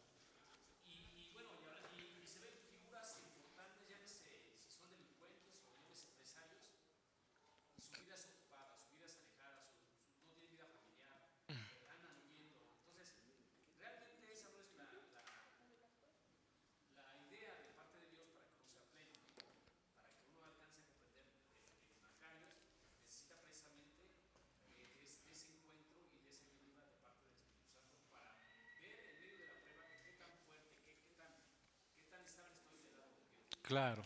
Gracias por su aporte, hermano. Entonces van entendiendo que son virtudes que se van desarrollando, el arios, el arios. Pero fíjense, eso es el arios, virtudes que van formando un carácter sano, un carácter íntegro. Pero el Mac, esta palabra Mac, en el griego es extensión. Extensión es decir que cuando tú pasas por esos procesos, lloras, tú no puedes enseñarle a una persona si tú no atravesaste a veces por eso, ¿no? Por ejemplo, pierdes un hijo, te sostuviste de Dios, lo buscaste en medio del dolor y tienes el carácter, saliste sanado, con dolor, Dios estuvo ahí, te consoló, te fortaleció y puedes extender ese crecimiento o esa consolación a otra persona que está pasando por eso, ¿no? Por ejemplo, a mí cuando me robaron mi camioneta, ¿no? Y me la robaron en un contexto de servicio, 200,000 pesos perdí así, en un ratito. Y nada que me la regalaron, no, todo fue chambeando, ¿no? Con ahorros, todo. Y la ocupaba para mis recauderías, para todos mis negocios que ocupé para bendecir misiones y todo. Y pum, en un ratito nos íbamos a ir para República Dominicana a predicar y todo. Y de repente ya faltaba una hora para irme al aeropuerto y cuando me asomo, ¿Qué? ¿Mi troca? ¿Qué? ¿Dónde está? ¿Qué pasó? ¿Para dónde la dejaste, mi amor? Se la llevaron en un ratito. Y para no hacerse la larga, te da impotencia, te da coraje, me quedé endeudado con algunas cosas y todo el rollo. Pero a veces cuando ya y lloras, iban en el avión llorando, quebrantado, dije, y de repente tú dices, y de esas veces que vas a sembrar en medio de que tú te quedaste sin dinero, ¿no? Y ya te vas topando a gente y vas como Dios trata tu corazón, vas llorando, Dios te consuela, vamos adelante, la gente te anima, Dios te va arropando de gente, échale para adelante, hermano, Dios le va a dar otra mejor que esa y bla, bla, bla, y ahí te anima, ¿no? Y cada que te encuentras una persona que perdió algo así, que le costó algo, entiendes, mira, pasé por lo mismo, sé que se siente cuando te traicionan, sé que se siente cuando te son desleales, tú les diste la mano y te tiraron con todo y vas extendiendo esa formación. Cuando pierdes a un ser querido, ¿no? Entonces tú extiendes esa formación, esa virtud de que Dios te puede ayudar a crecer en medio del dolor, y aún cuando pases por una etapa de que económicamente te está yendo bien, empiezas a entender la virtud de que cuando Dios te pone un recurso, en el hebreo es interesante, ¿no? Porque yo me he encontrado ricos estúpidos y ricos sabios. Atención con eso, porque hay ricos estúpidos y ricos sabios, cristianos y no cristianos. Que te encuentras a cristianos que no le está yendo chiste, se les sube la onda, ya acá se sienten y son gente próspera, pero están en la parte de la insensatez. Y te encuentras a un rico sabio. Eso es lo padre del hebreo y cuando lo conectas con el griego, porque cuando tú estudias la palabra riquezas, no era la misma palabra que se usaba para un hombre rico con Nabal que para un rico con Abraham. Son dos palabras hebreas diferentes, después las estudiamos. Pero ahí entiendes que hay gente que aún cuando Dios pone un recurso y estás atravesando una buena etapa, Dios te da el carácter y la virtud para usar ese recurso. Por eso, escuchen acá, más bienaventurado es dar.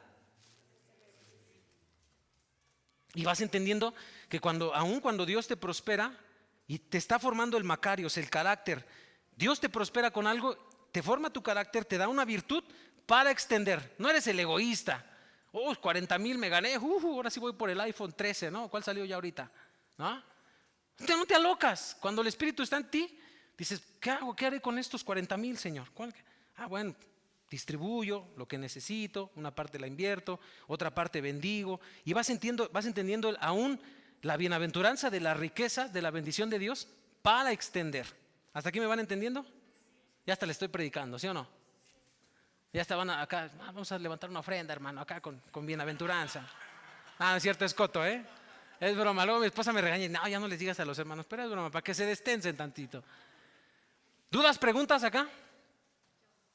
Acá, hermana. Por eso discípulo también empieza con el mate. ¿Cómo es? El mat, sí, por ahí va, casi. Estamos entre, hermano, usted está acá, estamos en esta parte de la conexión, nada más que acá cambia la capa y la letra, la teta, o la tet, que es una letra diferente, y aquí es casi la misma raíz del Macarios con el matetes. Pero interesante acá porque cuando usted estudia acá, los griegos, acuérdense que cuando nosotros nos metemos con el alfabeto griego y el alefato, para el pensamiento de ellos en ese tiempo, una letra tenía un valor, tenía un número, tenía un significado y tenía una forma. ¿Sí lo han estudiado eso? Por ejemplo, la alfa, en la gramática griega, la alfa, bueno, yo lo voy a escribir acá porque no me alcanza el espacio, pero la alfa nos hablaba de principios. Por eso entienden cuando en Apocalipsis dice, yo soy el alfa y la omega, el principio y el fin. Pero para en el pensamiento griego, una alfa te hablaba de principios de vida, principios de vida. Pero eran principios de vida sanos, íntegros. No es lo mismo el dinero en manos de una persona codiciosa y ambiciosa y que no tiene llenadero, que son barriles sin fondo, que esté el dinero, el recurso, en las manos de un hombre que tiene principios de vida, de una mujer que tiene principios. Hasta acá les voy a dar unos principios. Yo me he topado matrimonios que la mujer es una crack en la administración. Ahorra de esos 1,000, 2,000, quién sabe cómo le hace, pero tiene un carácter sano, tiene Macarios, tiene principios de vida y ahorra, pero tienen un marido que todo se lo traga. O viceversa. Tienen una mujer despilfarradora. Hagan así, sóbense. Ay, Dios mío. Tienen un hombre que administra, pero una mujer que despilfarra la lana. Y que mi amor me falta, y me falta, y me falta, y me falta, y me falta. Cálmate, mi amor, te acabo de dar. Ya te di el gasto y te di para ahorrar. Ya se te doy dando lo que ya ahorré. ¿Qué onda? Y te endeudaste y deudas. No es lo mismo el tener el carácter de un recurso que Dios te pone en las manos de una persona con principios que de una persona que despilfarra los bienes. ¿Cierto o no? Y yo te estoy hablando, yo sé que aquí no pasa, ¿verdad? Pero yo te estoy hablando de lo que a mí me ha tocado pastorear y lo que me ha tocado vivir a mí y lo que Dios ha formado en mí con la palabra. Y ya enseñas, el Macario es convivencia, porque a veces cuando no tienes carácter, no tienes principios, así, mira, y no hablemos solamente de dinero, hablemos de iglesias. Porque ha habido pastores que les dejan iglesias chidas, chonchas, con membresía, con todo, y nada más llegan para abajo, espiritualmente, económicamente, ya ni le meten al templo, la congregación ya se le vació, ¿cierto o no? Porque no tiene carácter. A mí me ha tocado a veces pastorear, así amigos pastores que pues de repente te topas que mira, en esta iglesia acá el pastor de antes se comió a la hermanita a la que acá tocaba y te dices, ¿qué onda? ¿Quién lo puso? ¿Por qué lo pusieron? Y se robó la lana y engañó y le pegó y eso, y te das cuenta cómo nos hace falta. Y digo, no, tienes una demanda, te conectas con la palabra y dices, Dios, me quiero hacer a un lado de la congregación porque no estoy dando el ancho. Pero de esas veces cuando Dios te impulsa y te dice, no, ya estás adentro, trabaja en el carácter, corrígelo. Yo he encontrado algo en el ministerio acá y en tu vida cristiana. Es padrísimo cuando tú reconoces tu error y dejas que Dios te trate y te lleve a trabajar ese carácter, esa bienaventuranza, a cuando todo el tiempo te justificas. Y lo hice por esto, y lo hice por el otro, y lo hice por acá. Nunca avanzas. Pero en el tiempo que reconoces, avanzas. ¿A cuánto les ha pasado eso? Con el dinero, con tu sexualidad, con tu carácter.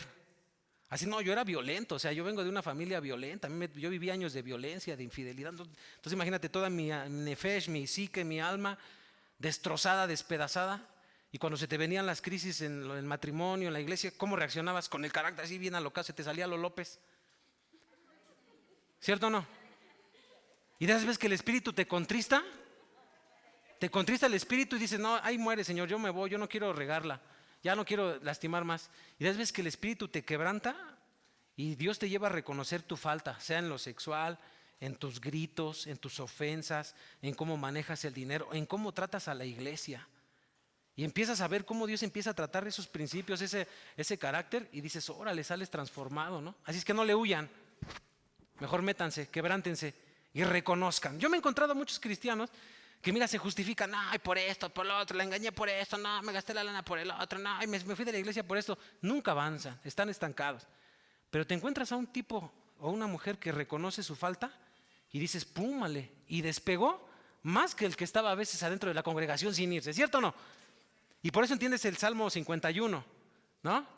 Cuando dice que David, yo reconozco mi maldad, yo reconozco. Es un hombre que, y si nos metemos a los verbos, te sacas un sermón que dices, Dios tiene el poder para levantar a la persona que la haya regado, pero que reconoce su falta y que vuelve otra vez tu espíritu, tu nobleza, vuelve a crear en mí un espíritu nuevo y empiezas a ver, dice, y les enseñaré a los pecadores el camino. Entonces te vas encontrando que ese Macarios, por eso entiendes a Job que dice, bienaventurado el hombre a quien Dios castiga, en el Hebreos a quien Dios corrige. Por tanto, no menosprecie la corrección del Todopoderoso, porque Dios va formando principios de vida. No le huyas. Yo digo, prefiero ser despedazado por Dios y quebrantado y ser formado en mi carácter, en sus virtudes, a que yo me esté justificando de mis faltas y siempre, no, lo hice por esto, no, me gasté la lana por esto, no, reconoce y vas a ver que vas a avanzar más y vas a crecer más y vas a entender muchísimas cosas. Y los recursos que Dios ponga en tus manos, los vas a usar con sabiduría, vas a saber invertir, vas a saber servir. Incluso esta palabra se usaba mucho. Fíjense, cuando ya nos metemos a la parte de la filología, hasta aquí voy bien, me detengo, le bajo el acelerador. ¿Dudas, preguntas? ¿Alguien se quiere arrepentir? ¿Algo? No, ya cómo pega la palabra, acá dices, Dios. Por eso a veces no, si quedas deshecho. Yo a veces estoy estudiando, yo sí me tiro ahí, digo, perdóname Dios, la estoy regando y empiezas a... Y cómo Dios te empieza a quebrantar ahí, estás ahí metido, ¿no? Y ya no te avientas un sermón nada más porque tengo que predicar el domingo. Ya predicas un sermón, pero vas con vivencia y dices, esto me habló Dios, esto dice la palabra y tenemos que cambiar, ¿no? Y te metes y enseñas. Pero fíjense, el Macarios era interesante porque cuando nosotros estudiamos la filología, esa es otra rama de la interpretación bíblica. Acá tenemos otra, la letra, ¿cómo se llama esta? Capa, muy bien.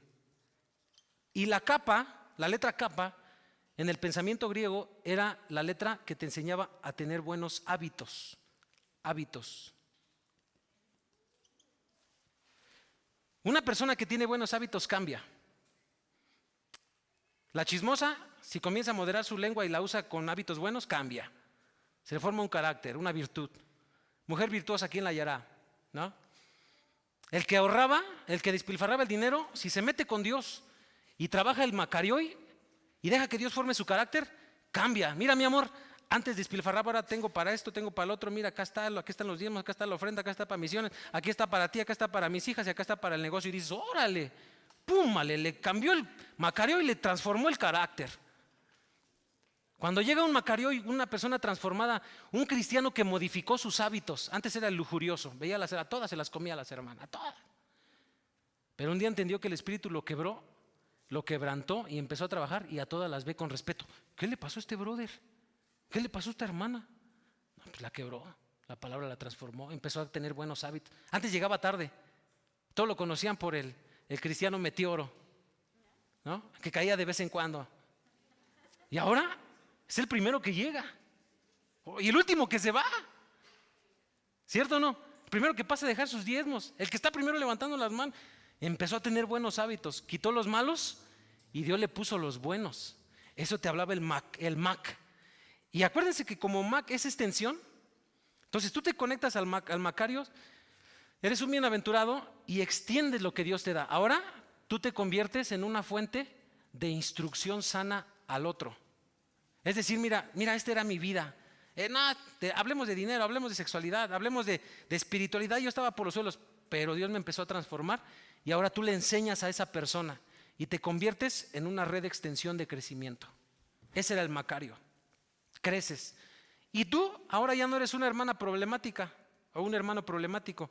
Ahora tú eres una extensión de bendición. Y tú le estás enseñando a formar el carácter a otro. Por eso cuando lean Timoteo, las epístolas pastorales, hay un consejo de Pablo que dice, Las mujeres grandes, enséñenles a las jóvenes cómo deben de comportarse. Las mujeres grandes, si hay una viuda, que no le den dando rienda suelta a sus pasiones, la joven, sino que sepa esperar en Dios. ¿Y quién le va a enseñar? Una mujer ya grande que fue tratada, enseñada por Dios, ministrada por Dios, que tiene un carácter sano. Y entonces entiendes el pensamiento paulino de que el Macarios tienes que extender el crecimiento, tienes que extender. Dios me hace crecer, Dios me cambia, Dios me transforma en la economía, en la espiritualidad, en la mentalidad. Ahora tú te conviertes en un punto de extensión para que la iglesia crezca y se extienda con carácter y no se extienda. Puedes tener una iglesia de 1000 personas y está toda enferma, Incluso puede haber dinero, pero la iglesia no tiene carácter. O sea, puedes tener 10 discípulos como Jesús tuvo a 12, bueno, y uno que se perdió, el Juditas, pero tuvo a 11 que agarraron la onda y que fueron transformados. Por eso el Arios, escuchen esto, el Arios, el Macarioi, no era para cualquiera, era solamente para los que subían. Por eso cuando lees Mateo 5, y subiendo Jesús al monte, si tú estudias ese verbo subir, ¿qué implica? ¿Qué implica el subir? Ahí está la palabra clave, hermano, esfuerzo. Y dice que subió a un monte. Ahí entiendes el pensamiento judío, porque Jesús como rabino dice que se sentó. Los rabinos se sentaban para enseñar y dar su instrucción, su enseñanza. Y se habla de los montes en el pensamiento judío cuando Moisés también subió al monte Sinaí para recibir las tablas de la ley. ¿Qué implicaba subir el monte Sinaí? No te subía las escaleritas como de aquí para acá. O sea, subir el monte a recibir las tablas de la ley, la Torah, 40 días y 40 noches sin comer para regresar y bajar y enseñarle la ley al pueblo para que fueran sanos, limpiados, purificados, cambiados, reformados, transformados. Y bajar de la gloria de Dios 40 días, 40 noches sin comer implicaba un esfuerzo. Y cuando dice que Jesús subió al monte, igual implicó un esfuerzo. Y no iba cualquiera, solamente el que estaba dispuesto a crecer y a aprender.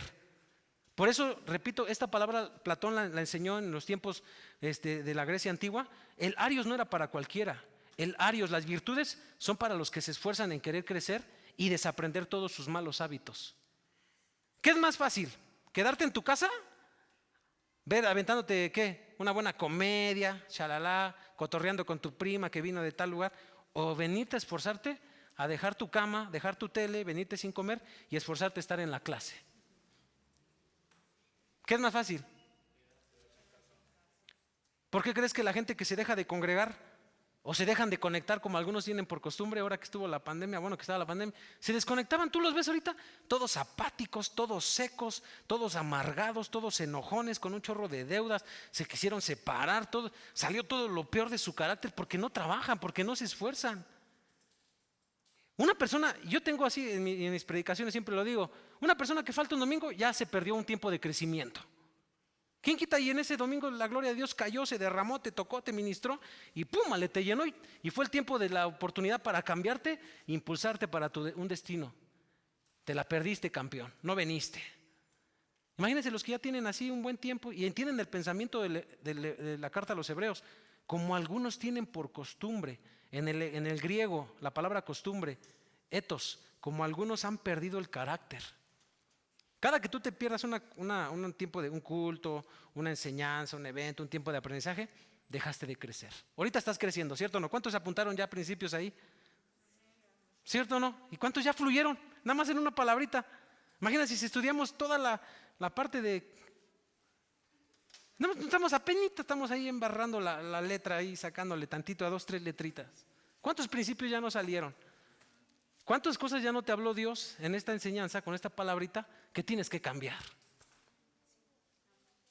¿Qué más fácil? ¿Quedarte dormido en tu cama o levantarte a orar así todo adormilado, así con tus ojos llenos de lagañas, ¿verdad? Y clavarte con Dios, meterte a agarrar tu Biblia, poner tu música, dejar que Dios te quebrante, pedir su bendición. O agarrar y vivir la vida así como loco nada más. Sí andas por allá. Y te vas dando cuenta que te vuelves más áspero. Todo te molesta, todo te exaspera. Con todo el mundo tienes broncas. Te molesta la iglesia, no te gusta nada. No te gusta el gobierno. Tu carácter se va degradando. No, y eres un dolor de cabeza donde te pares.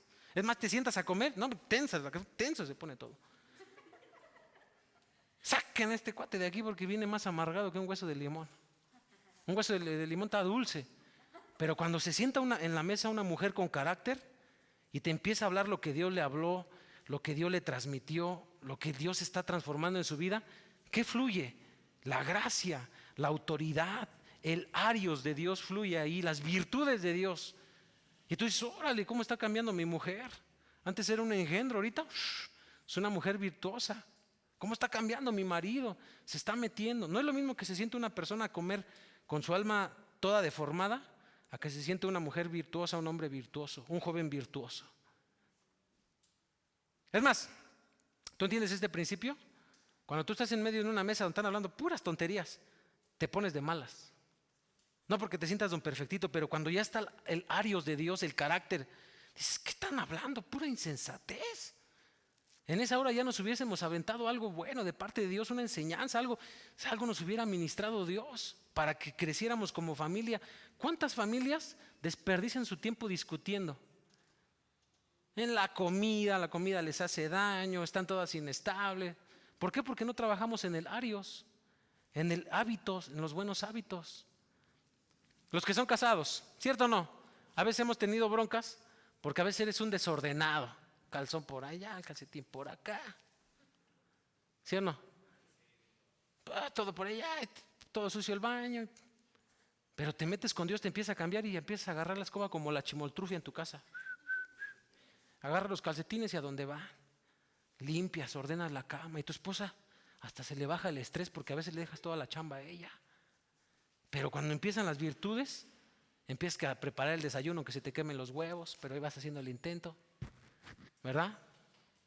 Empiezas a barrer, empiezas acá, tú eres el primero que se levanta, ya te bañaste, ya está listo para irte a la iglesia y tu familia es bendecida y es ministrada por tu arios, por tu carácter, por tus buenos hábitos, ¿cierto o no? Entonces eso es el arios, eso es lo que Dios trabaja y extiendes. Pero esta palabra en la gramática griega, si ya nos metemos con los casos, hasta aquí preguntas, dudas. A ver, hermano. La capa son buenos hábitos. El mac son hábitos.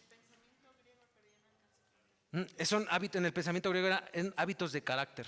Que tenías que dejar tu comodidad, tu flojera, para cambiar tu carácter. Por eso cuando dice que Jesús subió al monte, implica que los discípulos lo buscaban. Fíjense, si ustedes ven los datos históricos de los evangelios, Mateo, Marcos, Lucas, Juan, todos ellos, se van a dar cuenta de algo. Los discípulos también tenían problemas de carácter.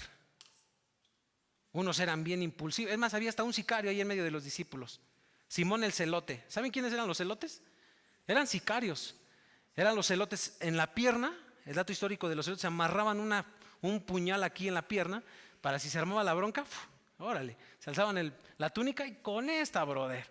Imagínate a Jesús de discípulo, un sicario. Es como si estuviera un discípulo por acá y con la 380 aquí metida por si se arma la bronca. En el nombre de Jesús, ahí te va. Pero Jesús transformando el carácter.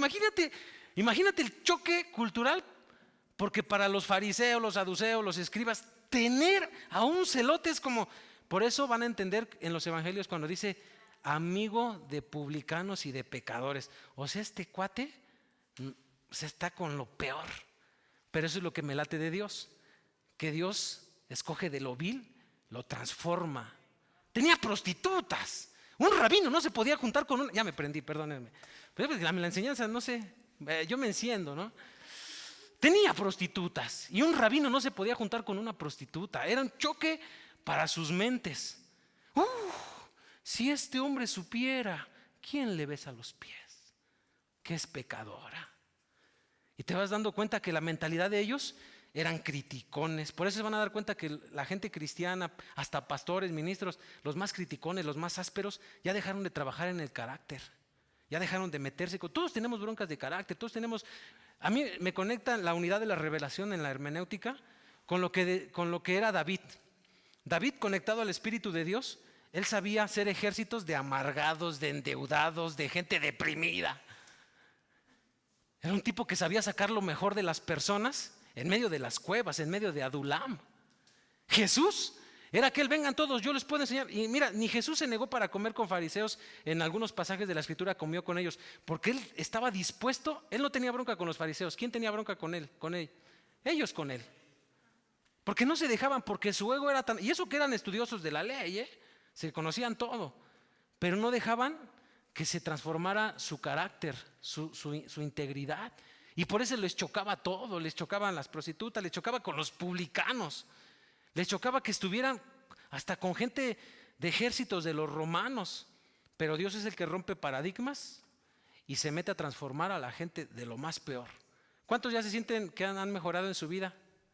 En algunas áreas. Que dicen, apenas en una, hermano, me falta, yo llevo 20 años de cristiano. No, yo sí he visto, de verdad, he visto la gracia de Dios y digo, gracias, papá, no, por eso me quiebro. Por eso digo, yo lo doy todo en cada servicio, porque digo, no, gracias, Señor. Ha estado transformando ahí, ha estado transformando mi corazón, mi carácter, mi matrimonio, mi familia.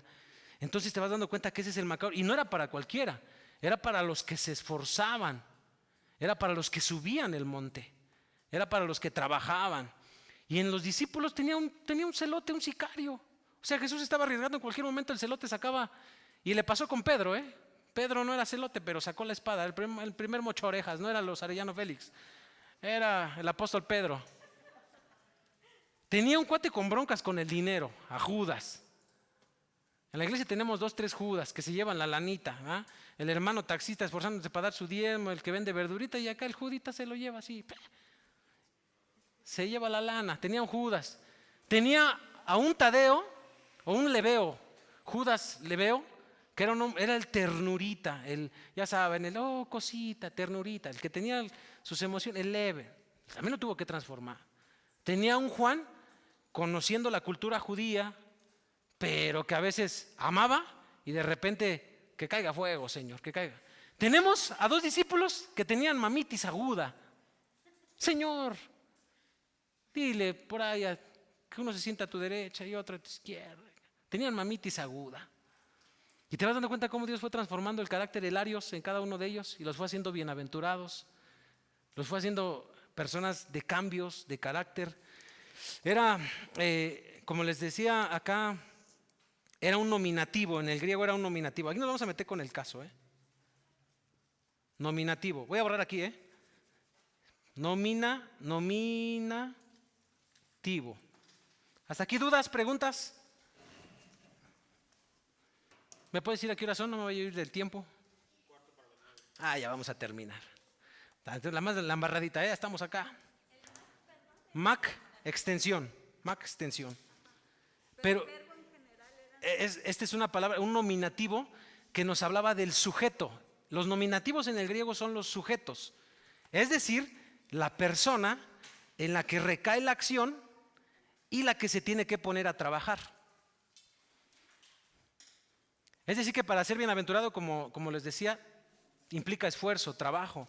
El nominativo siempre implica eso en la gramática griega, que tú tienes que ponerte a trabajar, esforzarte para que se te vayan cayendo todas esas cáscaras, ¿no? Todas esas... ¿Sí, hermano?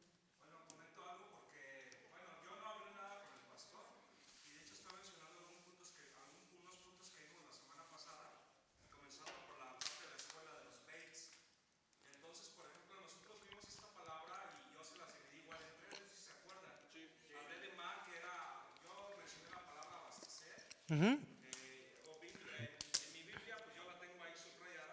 Claro. Y tiene que ser con la extensión. Entonces yo lo que hice fue que lo traduje como que recibimos, y es lo que ahorita está hablando el pastor. Claro.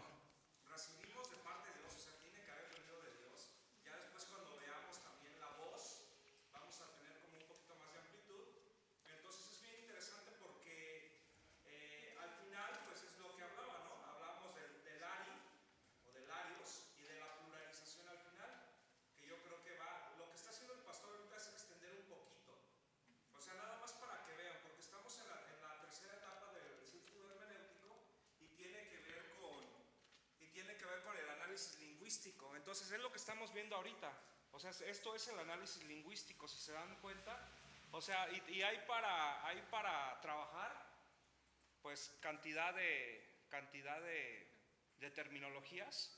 Y en este caso, pues yo creo que viene a complementarme. Estoy allá atrás con mi esposa. Y le decía, ay, pues fue lo que estuvimos viendo la semana pasada, ¿no? Como que no es coincidencia, porque yo no le dije nada. Claro. No, yo no le dije nada de lo que estábamos hablando, pero yo creo que Dios nos está hablando de manera muy puntual en esta palabra. Yo así lo estoy asimilando, en la cuestión de que recibimos para poder abastecer. Él nos abastece, pero es lo hermoso en el idioma original, porque nos dice pasito a pasito, si tú recibes de parte de mí, pero es para que comiences a desarrollar tus virtudes, pero al final esas virtudes van a ser para bendecir a otros. Claro. ¿No? Porque al final vemos la declinación final y tiene que ver con la parte de pluralizar. De una voz, al principio es pasiva porque recibe, pero ya cuando vamos viendo la morfología de la palabra, tiene que ver con que es una voz activa, o sea que tú recibes, pero no es para que te quedes, sino que es, y ahí encontramos, me decía, no entiendo por qué dice bienaventurados los que son perseguidos, ¿no? O sea, porque tiene que ver, que tú recibes de parte de Dios, pero eso vas a dar. Entonces quería como subrayar esto para comentarles. Yo nunca le comenté al pastor de lo que estábamos viendo, pero es bien interesante y esto es lo que se conoce como el análisis lingüístico. Perdón. No, está bien, hermano. Entonces el nominativo sería lo que vimos que es la voz pasiva y la voz activa, el que recibe y el que hace. Es diferente. Es diferente porque el nominativo es el caso. Ajá, es el caso. Y el otro es cuando ya habla de la voz activa, ya es el verbo. Uno es caso y otro es voz. Adelantito vamos a ver ya, por ejemplo, cuando es un verbo, cuando es un adjetivo, cuando es un artículo, una preposición, una conjunción adversativa, una conjunción copulativa, disyuntiva. Ajá, leve, sí. Esto está leve, ¿eh? Esto está leve, ¿eh? Está leve. Y no es arrogancia ni nada, pero es la realidad. Esto está leve. Por eso dices, si se van dando cuenta en qué momento aquí, aleluya, santo, alábale, que Él vive, gloria a Dios, amén. ¿Cuántos dicen amén? No hay chance. ¿En dónde vieron que en mi enseñanza de casi 2 horas estamos hablando mal de, fíjate que el hermanito, ¿dónde entró el chisme? Entró la palabra, porque te estás entrando acá. Entonces, eso, aquí vamos encontrando la riqueza, ¿no? Espero que ustedes lo hayan entendido así de esa manera, ¿no? Entonces, el nominativo nos habla de la persona que se va haciendo responsable de un trabajo personal para esto. Ahora, antes de terminar, me quedan 15 minutitos ya para recojamos la ofrenda y nos vayamos a comer, a cenar, tacos.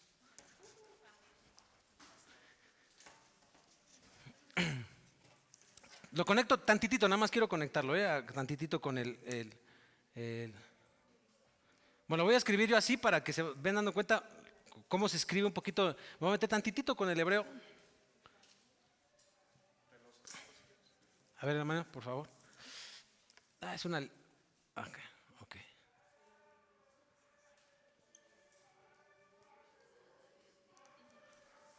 Ahí está, listo. Makarioi, en el griego, Makarioi es bienaventurado, pero en el hebreo es Asher. Pero hay una terminación, por eso digo que cuando estudien Strong o Vine, es lo básico, ahí se van a encontrar lo básico. Porque en el texto hebreo lo padrísimo es la terminación, la gramática. Asher. Asher.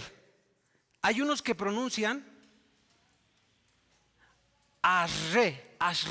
Dependiendo, yo no tengo bronca con eso. Yo me he encontrado con maestros. No, hermano, así no se dice Asher, ¿no? Pero yo digo, te vas dando cuenta que hay un montón de diccionarios que uno te pone una cosa, otro te pone otra, y no creo que Dios esté así, ¿verdad? Con su vara de corrección, así no se pronuncia. Dijo, no, porque de alguna manera uno va aprendiendo que hay distintos diccionarios, materiales de lexicología, de definición, todo eso. Y Asher, eso significa bienaventurado también en hebreo, ¿eh? Pero en la gramática hebrea es Ashrei, con la puede pronunciarse, fíjense, esto es lo padre del hebreo, porque cuando en el hebreo la letra Shin, que es esta, tiene el puntito acá en el texto, se pronuncia Sin. Pero cuando la tiene acá, se pronuncia Shin. Ese puntito en el texto te abre otro panorama. Y aún la pronunciación, ahí ya nos metemos con la cuestión de la fonética, la pronunciación. Shin, Asher, Ashrei. En la gramática es un constructo.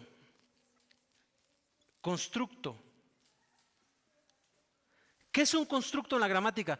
Por eso cuando dice no, bienaventurado el hombre a quien Dios castiga, haz rey.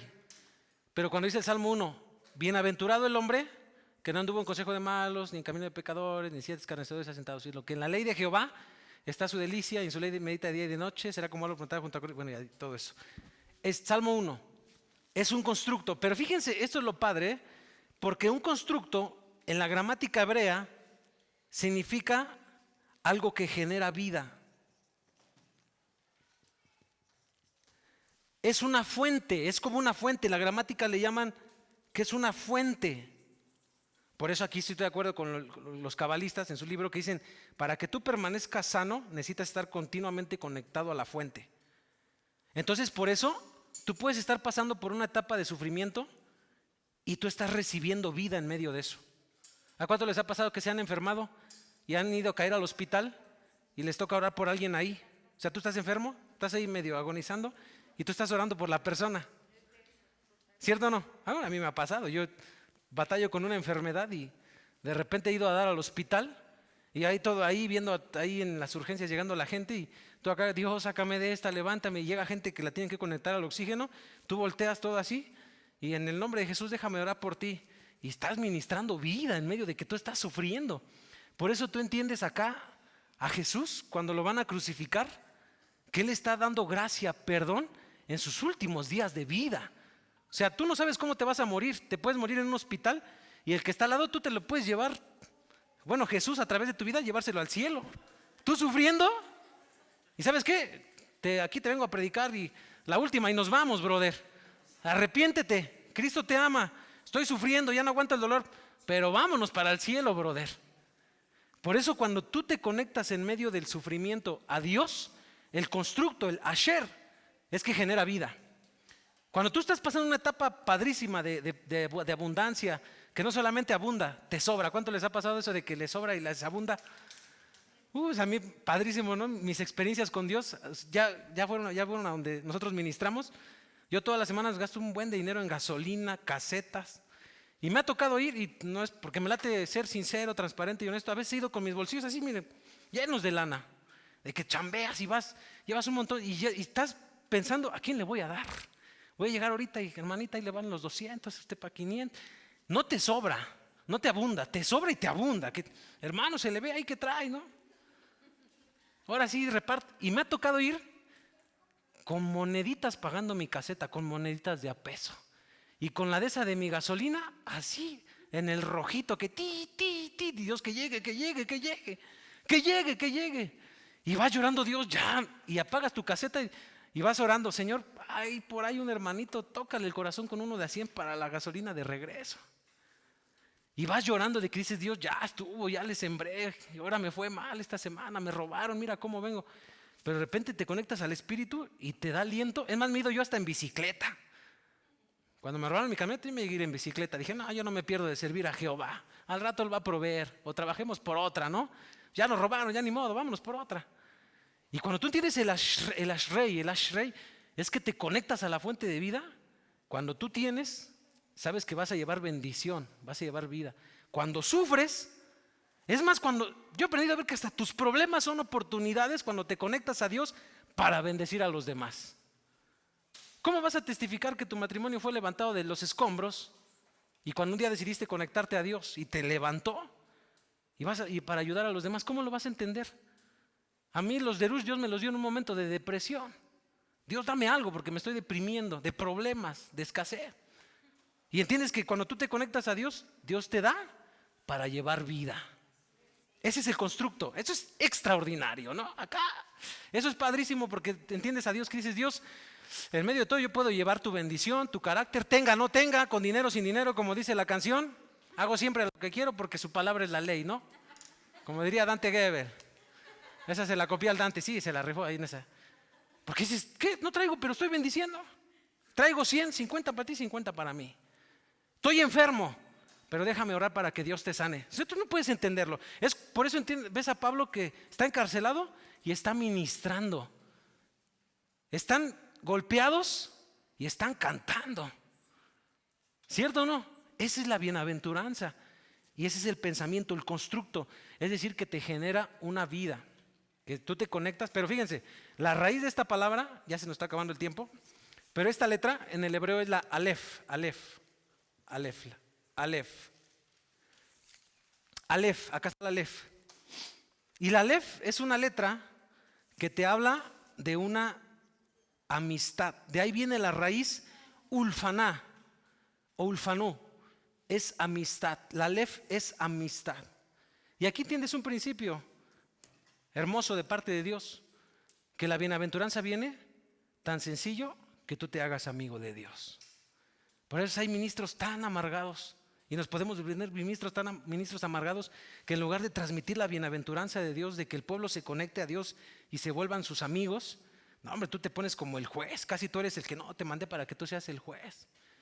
Y de verdad a veces somos ásperos, pero cuando tú te conectas a Dios y entiendes esa amistad, puedes entender que incluso en el libro de Job, a mí me encanta porque cada que estoy sufriendo lo leo, ¿verdad? Y cuando no también, pero más cuando estoy sufriendo lo leo. Hay una palabra que dice que cuando Dios viene a su morada, dice que se vuelve, hay una palabra en el hebreo que se vuelve su amigo, sot en el hebreo, se vuelve su amigo. Por eso Job pudo entender en toda esa etapa de sufrimiento, de quebrantamiento, se conectó a Dios y pudo entender un crecimiento de Dios en medio de esa etapa. Y Dios lo bendijo más, lo bendijo al doble, ¿eh? E incluso le ayudó a aguantar a su mujer, que no se la quitó. Pero es extraordinario porque es el constructo que tú te conectas a esa fuente de vida, a esa amistad, ¿no? El Asher. Entonces, también te habla mucho, por ejemplo, ya cuando estudias la raíz del Asher, bienaventurado, te habla de algo que constantemente te está nutriendo. El nutrir, el Asher es nutrir, me conecto para ser constantemente nutrido, ¿no? Porque eso, y ahí entiendes el pensamiento del apóstol Pablo en las cartas pastorales, cuando dice que el hombre de Dios debe de ser un hombre que sea nutrido con las palabras de verdad. Por eso yo no creo, personalmente, me puedo equivocar en mi comentario, que una persona defienda la sana doctrina y sea peleonero, se pelee por todo. La palabra se defiende con mansedumbre. No sé si te has topado con gente que hasta discute. Cálmate, hermano, pero Shalom, Baruch Hashem, Shalom Adonai, paz en el nombre de Jehová, paz. ¿Cómo la palabra que trae vida nos va a llevar a pelearnos? Lo ves en concilios, lo ves con pastores, lo ves con... ¿Qué onda? Defendiendo la sana doctrina, pero peleando, ya todo amargado, ya en el púlpito sacas veneno. No, brother, espérate. La palabra se defiende con mansedumbre, con carácter, con autoridad. Incluso si en algún momento tú llegas a... Mira, ha habido hasta pastores que se dejan de hablar por un debate doctrinal. Ya se ven y de largo se pasan. ¿Qué pasó? Está bien, te molestaste, pero hermano, no pasa nada. Somos hermanos, somos adelfos, somos bienaventurados. Esto no nos va a dividir. Esto no nos va a separar. Lo aplicas hasta en la parte de con tu matrimonio. Son principios con tu matrimonio. Mi amor, tranquila, esto no tiene por qué llegar a más. Somos amigos, ¿no? Somos esposos, somos hermanos, somos adelfos. Te perdono, me perdonas, vámonos. Y te vuelves ligero. Te vuelves ligero en tu vida. Transmites ligereza. Por eso yo no creo que tú defiendas la sana doctrina y te pelees con todos. Te va a pasar los de la Santa Inquisición, que defendían la doctrina, pero mataban, los torturaban a todos los que no creían como ellos. Hoy en día es al revés, es la Inquisición teológica, de que a lo mejor ya no te matan, pero sí te excluyen de su grupo, ¿cierto o no? Yo digo, está bien, ok, la regaste, vamos a trabajar contigo, busca sanidad, pero no va a pasar, no te voy a dejar de hablar. Yo lo he vivido con mi persona, a mí me ha tocado hacerle misericordia a gente que tú le ayudaste cuando no tenían nada, los bendijiste, les diste trabajo, te la aplicaron, te traicionaron, se quedaron con algo tuyo y después como que te quiere dañar, te metes con Dios, trabaja. Perdón, hermana, yo voy a caminar ligero por la vida, yo no me voy a amargar. La palabra de Dios es bendición y en medio de todo la bendigo y vámonos para adelante. Pero hay otros que se estacionan en su rencor, en su amargura, en sus debates, en todo y hasta se separan. ¿Qué pasó? ¿Hasta aquí preguntas, dudas? Ese es el Asher, hermana. El tener esa capacidad de virtud, o no sé, más bien la virtud es la capacidad de hacer el bien bajo cualquier circunstancia. Sí, hermana, me gusta su frase, es más, anótela porque sí, lo dijo bien. Sí, va a ser el bien bajo cualquier circunstancia. Por eso tenemos a un Jesús poniendo una oreja en medio de un pleito, algún acto violento, perdonando, incluso llamándole amigo a un traidor, viendo a Jesús dándole una oportunidad a Pedro después de haberlo negado. Y no que Jesús sea al que a todo el mundo se la pase, no, trata con ellos, aún David en medio de sus errores tratando con él. Y siempre que la gente tuviera la mentalidad de volverse a la fuente para cambiar. Entonces Judas dejó de trabajar en su carácter y por eso Por supuesto. De hecho, si usted se mete en el griego, la palabra arrepentimiento, cuando dice que Judas se arrepintió, en el griego hay dos palabras que yo me he encontrado en el Nuevo Testamento griego para arrepentimiento. Una es el metanao o metanoiete o el metanao o metanoia, dependiendo de la terminación del griego. Y cuando se usa con Judas, cuando dice que se arrepintió, ocupa otra palabra en el griego, que no significa arrepentimiento, significa remordimiento. Pero solamente le remordió, sintió feo, pero no cambió. Son dos palabras en el griego. Eso es lo interesante del griego, ¿eh? Entonces sí, puede haber gente que no está arrepentida, que no busca los cambios. Y lo hemos visto, ¿no? Entonces, ¿respondí su pregunta? y por ejemplo un pastor que se suicida. Ahí eso es otro tema, hermana, porque también son muchas cuestiones, tanto puede ser cuestiones químicas, bueno, neurológicas, no tuvo alguien quien lo acompañara o le ofrecieron ayuda, pero hubo problemáticas que vivió de niño. Son cuestiones que hay muchos casos muy diferentes, ¿no? Entonces a nosotros no nos compete, ¿por qué? Porque no atravesamos ese sufrimiento con él o ese padecimiento con él. O en algunos se les ofrece ayuda, pero no son gente que ya se vuelve tan recia que ya no se abre, viven su vida así. Entonces, cada caso es diferente, ¿no? Pero entonces trabajar en mi carácter es sanar, Cla- es estar en esa constante. Es eso, y de hecho, hermana, en la gramática griega, tanto en el hebreo como en el griego, son continuos, son palabras, son verbos continuos, que es algo continuo. Porque como les vuelvo a repetir, por un día que tú despegues, ustedes lo han vivido, por un día que no oran, no se meten con Dios, ¿cómo accionan en el día? Todo les molesta, todos estamos irritados, nada, no nos gusta la comida, pero cuando estás conectado a Dios, incluso tú tienes la capacidad de ver cómo tu carácter ha sido transformado, ¿no? Entonces, ¿ves? Es algo continuo, el constructo nos habla de algo continuo. Esta palabra, en la gramática hebrea, por ejemplo, cuando dice Bereshit bara Elohim Hashamayim Beet Haaretz, en el hebreo, en el principio creó Dios los cielos y la tierra. Cuando dice que creó, ahí hay un verbo, kal, pero antes del verbo, el Bereshit es un constructo. ¿Qué quiere decir con esto? Que es un verbo que no solamente te habla de un pasado, sino es de un presente continuo. Dios constantemente está creando, Dios constantemente está formando, Dios constantemente está ideando, está haciendo, generando vida. No es solamente un pasado, sino es un verbo que te habla de un continuo, que incluso pudiste haber pasado por un momento. Es la misma palabra que ocupa David cuando dice crea en mí, vará, crea en mí un espíritu nuevo. Es decir, que Dios puede volver a regenerar, a transformar. Esas son las buenas nuevas, ¿no? Y hasta tu mensaje cambia, ¿sí o no? Presentas el problema, pero también está siendo propositivo. Podemos cambiar, hermano. Este es el cambio, no es política ni nada, no. Pero este es el verdadero cambio. El evangelio son buenas nuevas. Puedes cambiar, podemos cambiar. Podemos sanar, podemos ser sanados a través de la palabra. La palabra es medicina al enfermo, ¿no? ¿Otra pregunta? Por decir, alguien que siempre está diciendo que Dios está tratando en esa parte de su carácter, pero digamos ya lleva 20 años y que ayer son groserías, son palabras en doble sentido, el carácter grosero, ofensivo, ¿realmente está trabajando en su carácter? No, definitivamente. Algo que ven, por ejemplo, cuando en la gramática griega estudiamos el metanao, la palabra metanao en el griego, hay diferentes tipos de preposiciones en el griego. La palabra meta es una preposición de abstracción. ¿Qué quiere decir eso? Que Dios va a sacar de mi mente, porque la palabra nao es cambio de mente, pero que va a abstraer todas las ideologías raras que traemos, todos los pensamientos raros que traemos, todas las filosofías huecas que traemos, como dice Pablo. Pero cuando Él abstrae, Él va a poner un pensamiento sano. Pero ese verbo metanao es un aoristo en el griego. ¿Qué implica el aoristo en el griego? Una urgencia. Es decir, que urge que la gente cambie. Y cuando tú ves esa palabra metanao en el griego, un aoristo imperativo, te habla de, este es mi deseo, que cambies. Te habla de que inmediatamente que te arrepientes, comienzas a cambiar.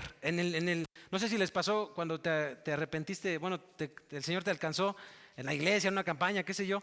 Luego, O sea, te pasa por la mente, la regué con mis papás, y inmediatamente vas a pedir perdón. O sea, a mí me pasó a mí así, ¿no? De, mamá, perdóname, papá, perdóname. Y inmediatamente vinieron los cambios.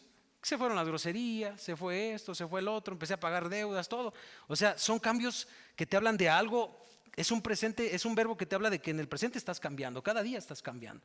Entonces, cuando una persona no está cambiando, y sí la entiendo porque yo he atendido casos de hermano, ya para el tiempo que llevas en el Evangelio ya es para que ya tu vida fuera diferente. No hay un arrepentimiento genuino, sincero.